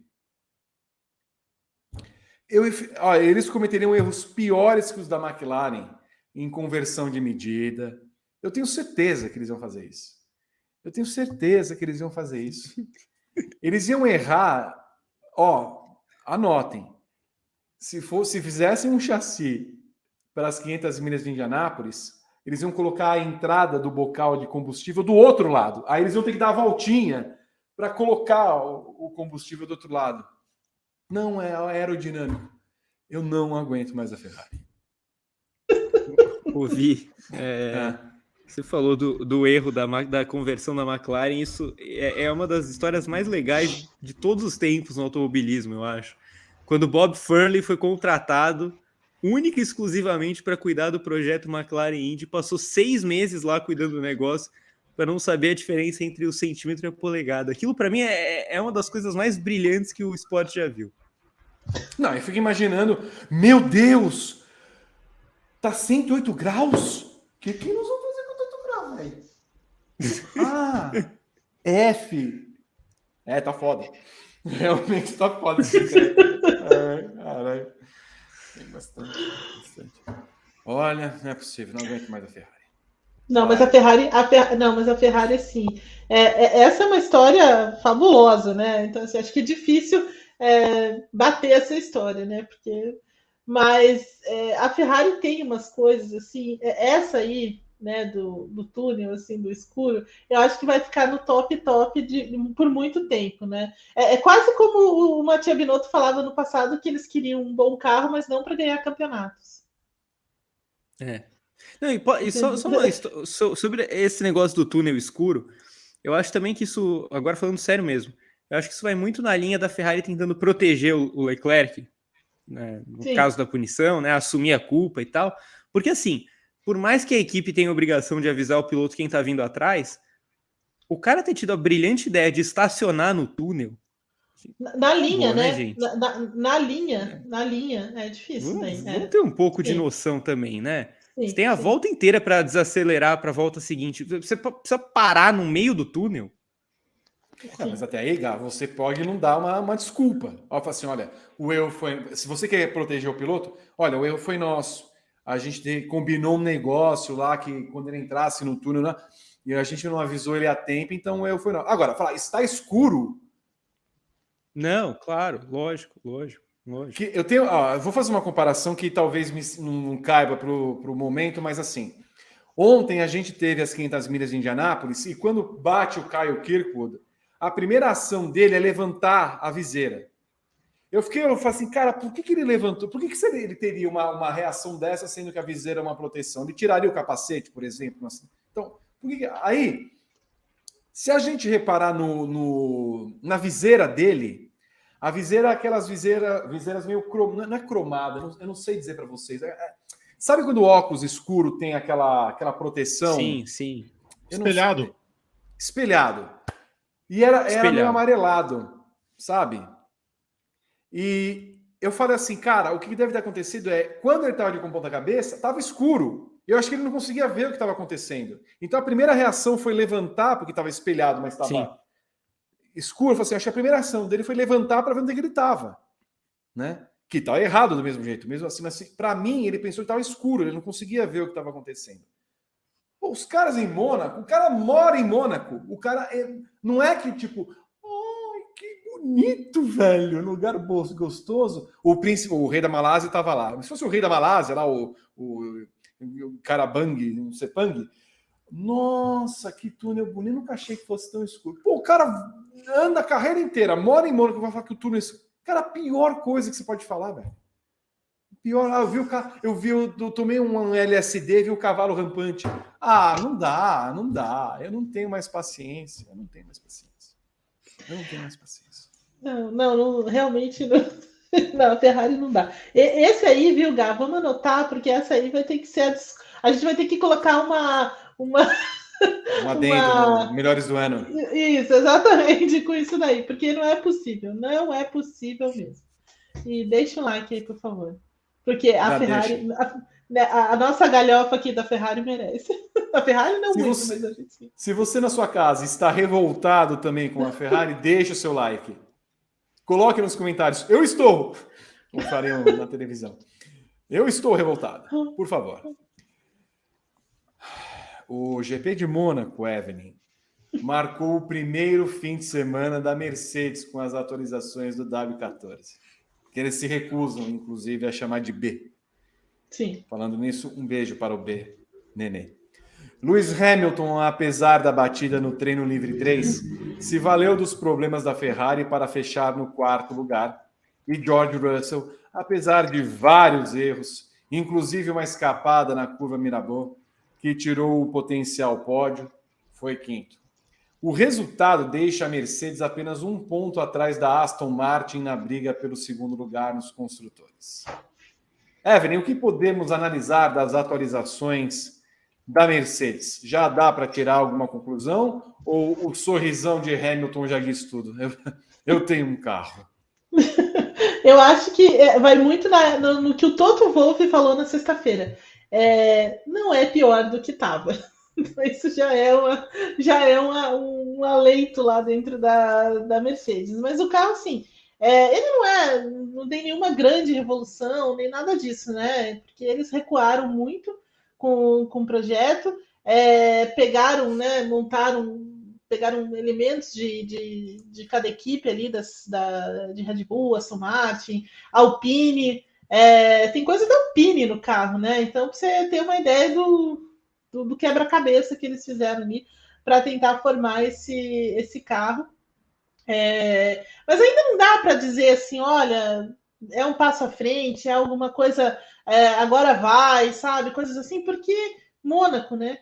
Então, assim, Mônaco é muito difícil, a pista é muito difícil, choveu, enfim, então algumas questões aí limitam a avaliação desse novo carro da Mercedes.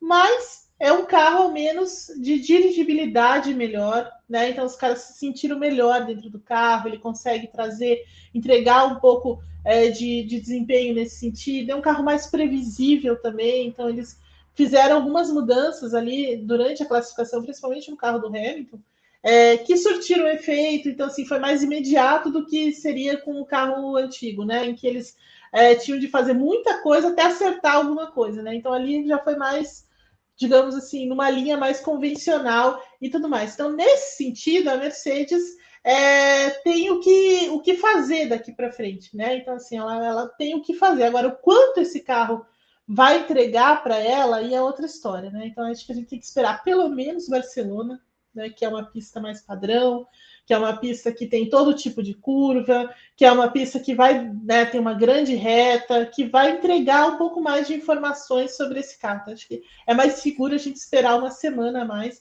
para falar um pouco desse WB, que eles cismam em não dizer que é novo, e nem B, nem nada disso. Mas é de fato um carro bem diferente, eles mudaram muita coisa no carro.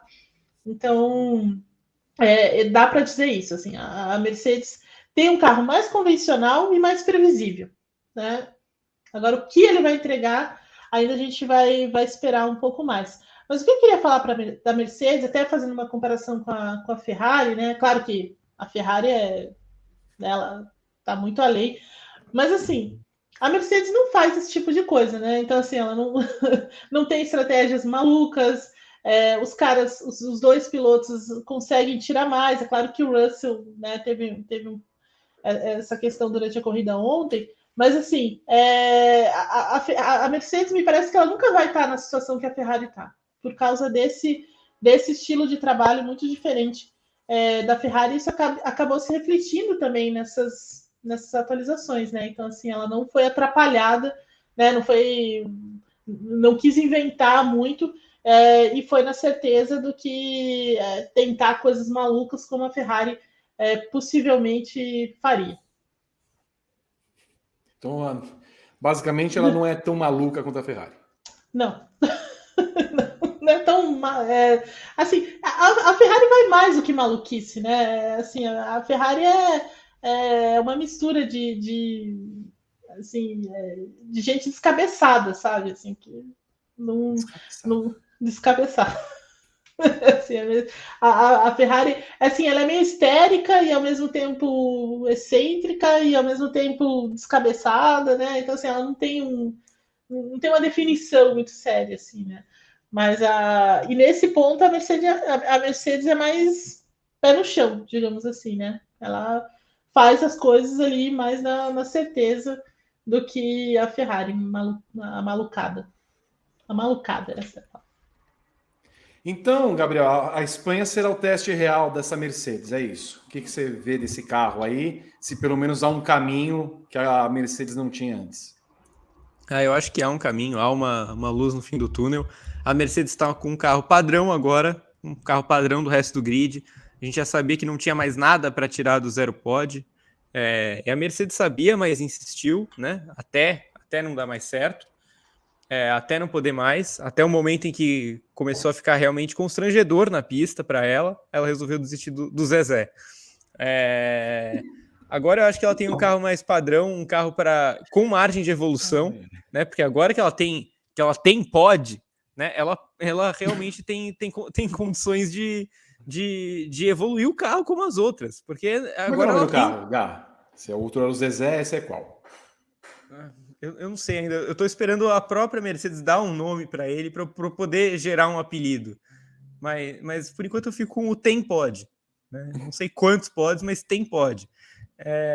E assim, eu acho que esse GP de Mônaco, a gente já previa que seria muito difícil de julgar, porque Mônaco é uma pista muito singular, com características muito singulares. Mas além de tudo, choveu na corrida, para piorar.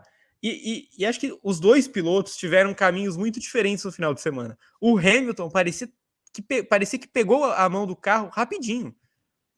Ele parecia ter um Hamilton muito competitivo ali. E quando ele bate o carro, parece que ele demora para reencontrar esse carro. Então, eu tive a sensação na classificação que o Hamilton estava tentando reencontrar o carro. O carro que ele bateu ali, ele tentou reencontrar e foi reencontrar na corrida. O Russell, por outro lado, teve um final de semana muito ruim. O Russell, o final de semana inteiro, passou atrás do Hamilton, sofrendo.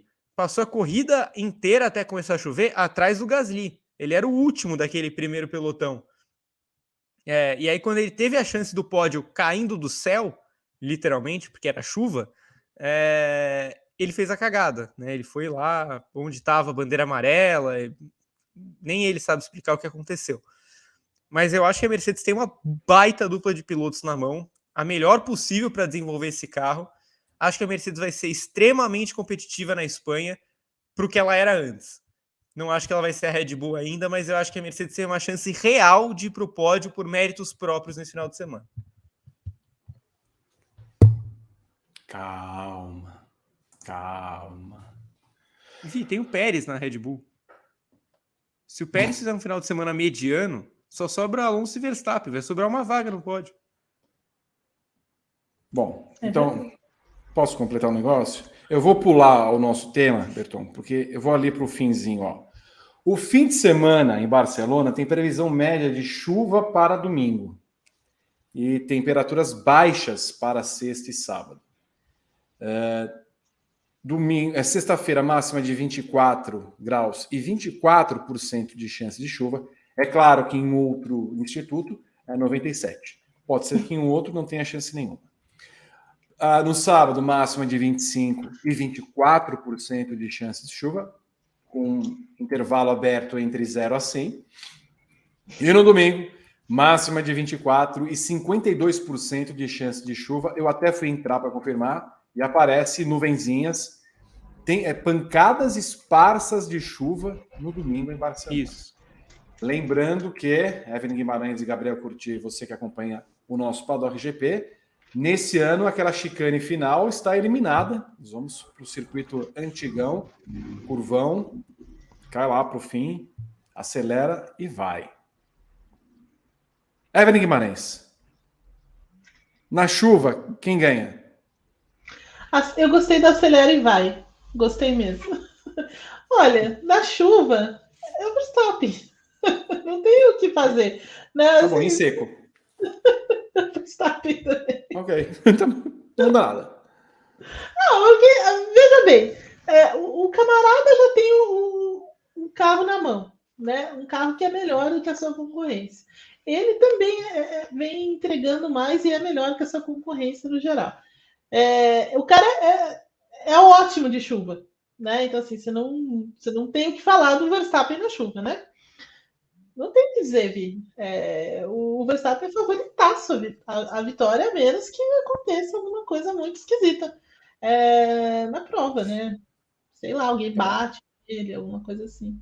Eu vou fazer o seguinte. A nossa análise a partir de agora vai ser sempre do segundo em diante, ok? Do segundo em diante, Gabriel Curti, o que nós podemos esperar?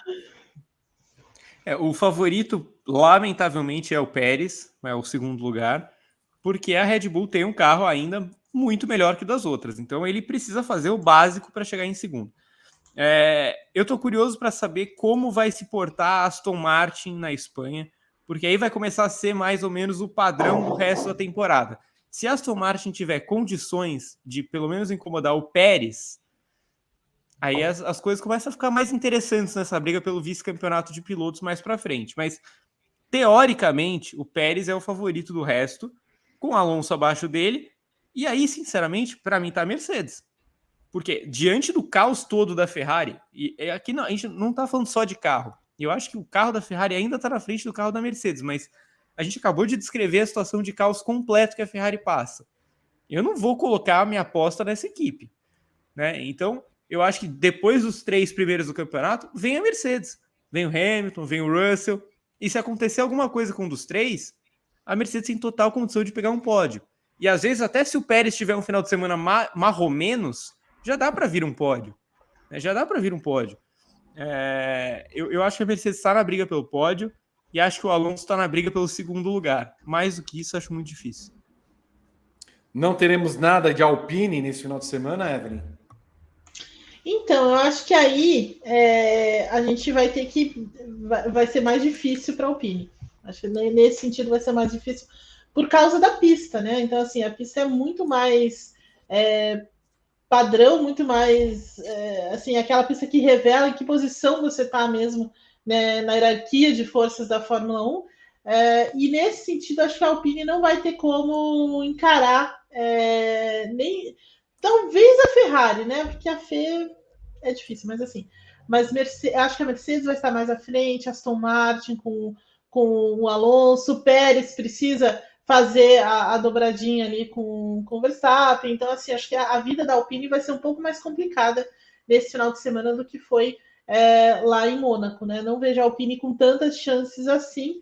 A Ferrari, a nossa Fê, querida, vai levar o maior pacote de atualizações dela nessa primeira parte de temporada.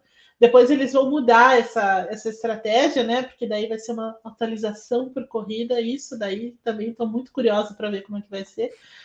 Mas o fato é que a Ferrari vai levar esse grande pacote, então também tem esse fator, muito embora a gente aposte que ela vai se atrapalhar inteira também, como sempre, né?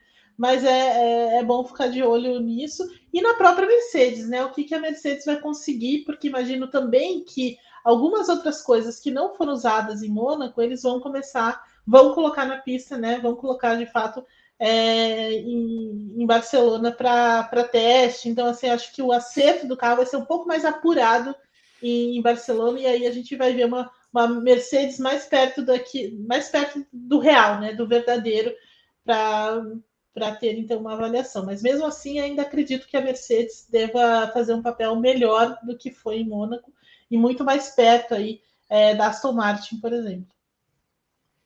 É hora do Rodrigo Berton trazer os comentários do público que acompanha o Paddock GP. Rafael Batista, deixa eu só mudar aqui. Tal qual o RB Bragantino na final da Sul-Americana 2021. Faltou camisa para Aston Martin ontem. Vitor, seu lindo. Espero que ele não esteja tirando os méritos do Atlético Paranaense no bicampeonato da Sul-Americana, mas faltou camisa para Aston Martin, sim. Ouvi. Faltou camisa e faltou culhões. Alexandre A, para mim o Ocon cresce no ambiente de treta, como quando ele trocava tentativas de homicídio com o Pérez na Racing Point. Estou muito errado? O Ocon gosta de uma treta, isso é verdade. Ele encara mesmo, ele não tem medo, mas eu acho que o ambiente na Alpine é melhor. E está favorecendo nesse sentido. Ele acabou sem emprego lá, né? Também tem isso. Coitado. O Vando Monteiro da Silva mandou 2,20 falando que o Verstappen passa o Prost em vitórias de 2023. Eu já tinha lido, e o Nipoluso mandou 3,13 falando que ele está em São Paulo e perguntando se a gente está acompanhando a Coca-Cola 600. Que é a 600 milhas de... A TV tá ligada ali. Aqui a minha também tá. O Ryan Blaney tá liderando, ainda faltam umas 412 voltas. Eu espero que termine antes do café da manhã. Pelo menos eu vou dar tempo de ver o massacote aí aparecendo mais uma vez. Vai dar para ver o jogo da NBA e depois voltar para ver o final da corrida. Isso que tá um chove, já choveu. Tá, beleza. O Jimmy Johnson já abandonou, Vitor. Tá, beleza, Jimmy Johnson também, viu? Esses foram os comentários do público, Vitor Martins. Vou ao meu roteiro. As 500 milhas de Indianápolis tiveram um final espetacular. E eu pulei na cama, é o que está no roteiro, com a vitória de Joseph Newgarden, a primeira dele no simpático Speedway. Marcus Ericsson terminou na segunda colocação e lamentou depois da prova pela relargada, a terceira, irresponsável e perigosa. Pato O'Ward tinha chances de vencer, mas se afobou e bateu na 192ª volta da corrida. Tony Kanaan e Hélio Castro Neves terminaram no meio do pelotão, sendo que o primeiro brasileiro não volta mais para Indianápolis e o segundo confirmou presença no ano que vem.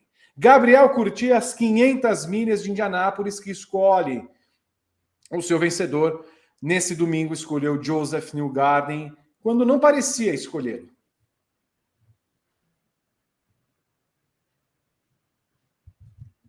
Olha, foi uma...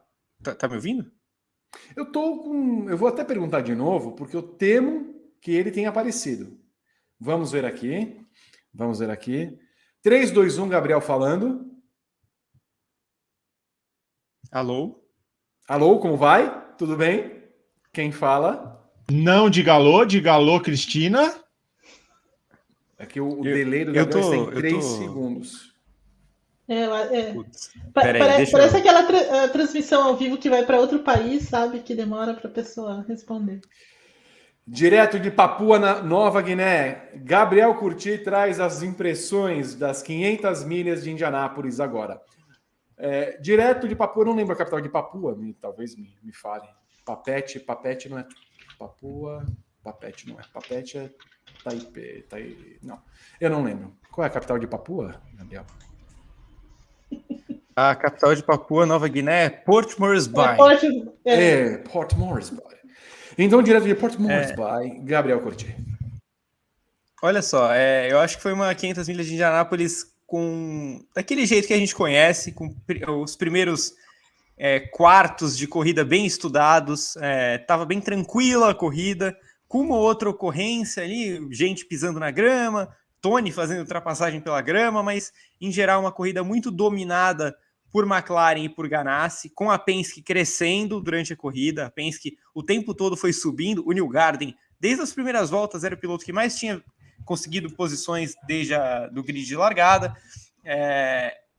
A Penske parecia se colocar como uma equipe forte, mas a disputa ainda estava concentrada entre Ganassi e McLaren. As coisas começaram a mudar a partir dos acidentes, né? A partir dos acidentes que foram recolocando, mudando ali nos pitstops a ordem do grid. O Newgarden foi relargando um pouco mais para frente, o Ferrucci foi relargando um pouco mais para frente. Esses caras entraram de cabeça na disputa. Ferrucci e Newgarden entraram de vez na disputa, aproveitando também outros incidentes, como o Pato com o Ericsson, né? O Pato bateu com o Ericsson, né? Ele foi espremido ali e acabou batendo. O Palou, que foi abarroado pelo VK no pit stop, e ainda terminou a corrida perto da vitória, hein? Aquele incidente realmente tirou o Palou de combate. Mas, enfim, a vitória do Newgarden, justíssima para como eu falei no meu comentário inicial, para mim é o grande piloto da Indy na atualidade.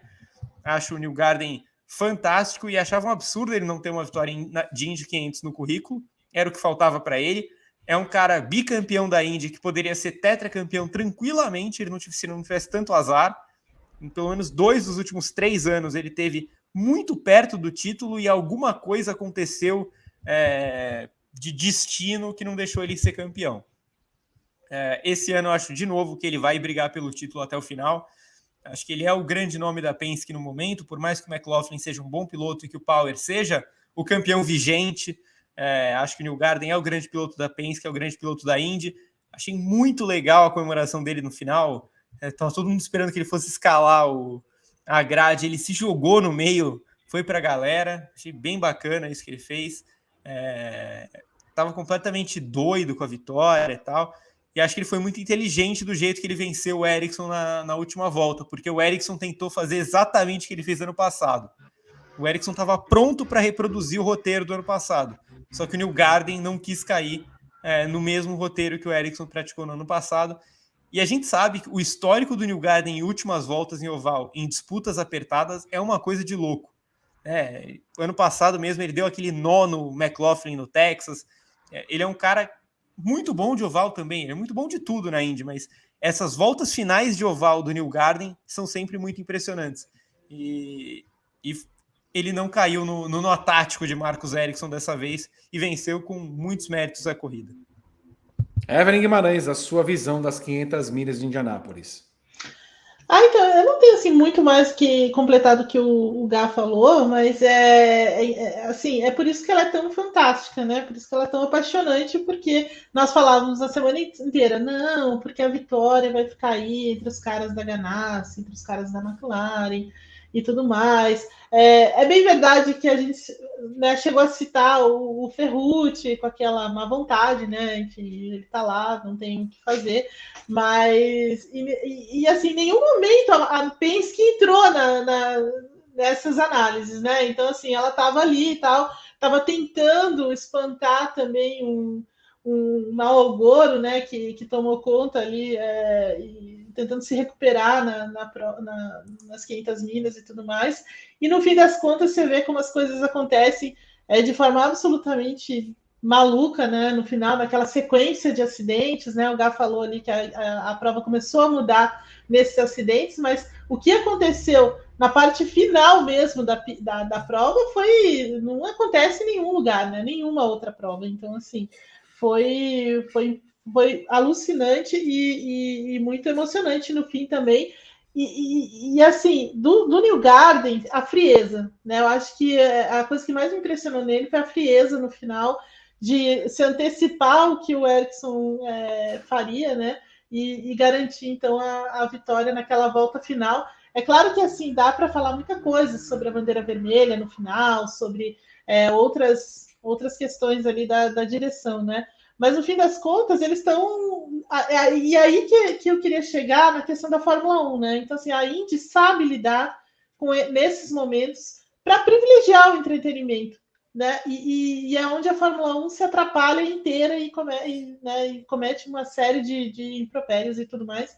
E a Indy não, né? A Indy entendeu ali o que dava para fazer, você pode questionar e tudo mais, mas ela tomou as decisões certas, né? O mais certas possíveis naquele final para garantir aquela volta que foi sensacional. Então, assim, a Indy sabe tratar o seu público, né? Acho que a gente pode colocar dessa forma. Obviamente, as 500 milhas têm mais de 100 anos, então, assim, ela vai aprendendo com a sua história, né? E é isso.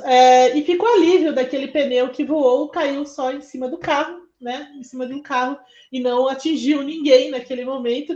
A Indy já falou que vai investigar isso e tudo mais, mas eu achei muito simpático também ir atrás do proprietário do carro, que no caso é uma fã, né? A moça estava assistindo a corrida lá, ganhou uma carona, andou pela pista. Então, assim, espero que o Roger Penske pague também o estrago no carro dela. Eu ficaria muito chateada se caísse um pneu no meu carro daquele jeito. Então, assim, espero que ele pague também o que aconteceu lá. Rodrigo Berton, eu quero saber da sua opinião sobre as 500 milhas de Indianápolis desse domingo, com a vitória de Joseph Newgarden, que ganhou 3,66 milhões de dólares, 18,3 milhões de reais, o maior prêmio recebido por um vencedor de 500 milhas de Indianápolis. Seria muito estranho o Newgarden passar a carreira dele sem colocar um roxinho dele ali no Borg Warner. O Newgarden, o melhor piloto da geração dele da Indy, um pilotaço, bicampeão, vence em qualquer tipo de pista da Indy, no circuito de rua, circuito permanente, oval, ele anda bem em todo tipo de pista, então seria muito estranho o Newgarden passar pela Indy sem ter uma vitória de Indy 500, e eu acho que não vai ser a única. A gente tem o Dixon, que só tem uma, já é um ponto fora da curva, mas o Newgarden eu acredito que ele vai ter mais alguma vitória ali no Super Oval. É um caso de amor da Penske com o Indianápolis, né? Mais uma vitória da Penske. A Penske que não vencia lá há algum tempinho já, mas na lista de vencedores absurda. E o Newgarden soube ali fazer um movimento maravilhoso na entrada da reta principal para vencer. Ele quase parou no pit, ele quase trocou o pneu. Causou estranhamento nas redes sociais europeias hoje. O pessoal que não está acostumado com a Indy mais permissiva estranhou os dois terem ido quase lá dentro do pit. Newgarden no movimento do dragão ali para tirar o vácuo do Ericsson, para não permitir a ultrapassagem na reta principal antes da bandeirada. Mas uma última volta sensacional. O Ericsson tá chorando porque ele não teve tempo de esquentar o pneu, que não sei o quê, que não sei mais. Largou. Quem larga em primeiro na última volta se ferra na 3, né? Não tem jeito. Não tem jeito. Ele fez o que ele podia. Ele largou bem, só que na reta oposta ali ele não conseguiu segurar a pressão do Newgarden e perdeu a corrida. Mas uma boa corrida do Ericsson também. Eu acho que ele não tem culpa no acidente com o Pato. Eu acho que ninguém tem culpa. Acho que é um acidente de corrida, um acidente de disputa de fim de 500 milhas. E ele foi um pouquinho afobado para mim só. Não culpado, um afobado. Muito bem. O único erro para mim da relargada ali foi que a direção de prova deveria ter chamado a bandeira vermelha uma volta antes, Sim. Permitindo que houvesse um aquecimento do pneu corretamente e não aquela saída dos boxes para relargar. Mas de resto, foram as 500 milhas desta forma, sempre maravilhosas, deixando a gente de cabelo em pé. A gente gosta que, assim, o começo foi morno, né? Foi morno. Até a 100ª volta ali foi morno. Tem que ser. Faz parte do charme. Exato. E a gente já começa a ouvir. Prometeram muita coisa, que não sei o quê, que não acontece nada. Não acontece nada. Aí, depois da 100ª volta, que já teve um four wide na relargada, aí a gente já entendeu que a corrida seria puxada até o final, com o Ferrucci com chance de ganhar, né? Ferrucci com chance real de ganhar a corrida. A Ford... Aliás, tem uma estatística assim, o Ferrucci disputou 500 milhas, em todas ele terminou entre os 10 primeiros. Sim.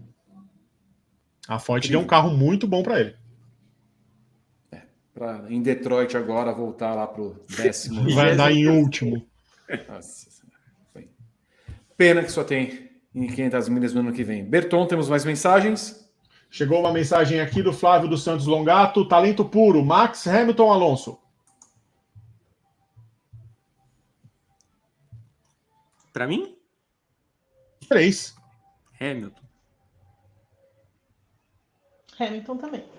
Hamilton. Eu Mas também pode fecho. ser Verstappen daqui a um tempo, sim. É isso, são obras em construção.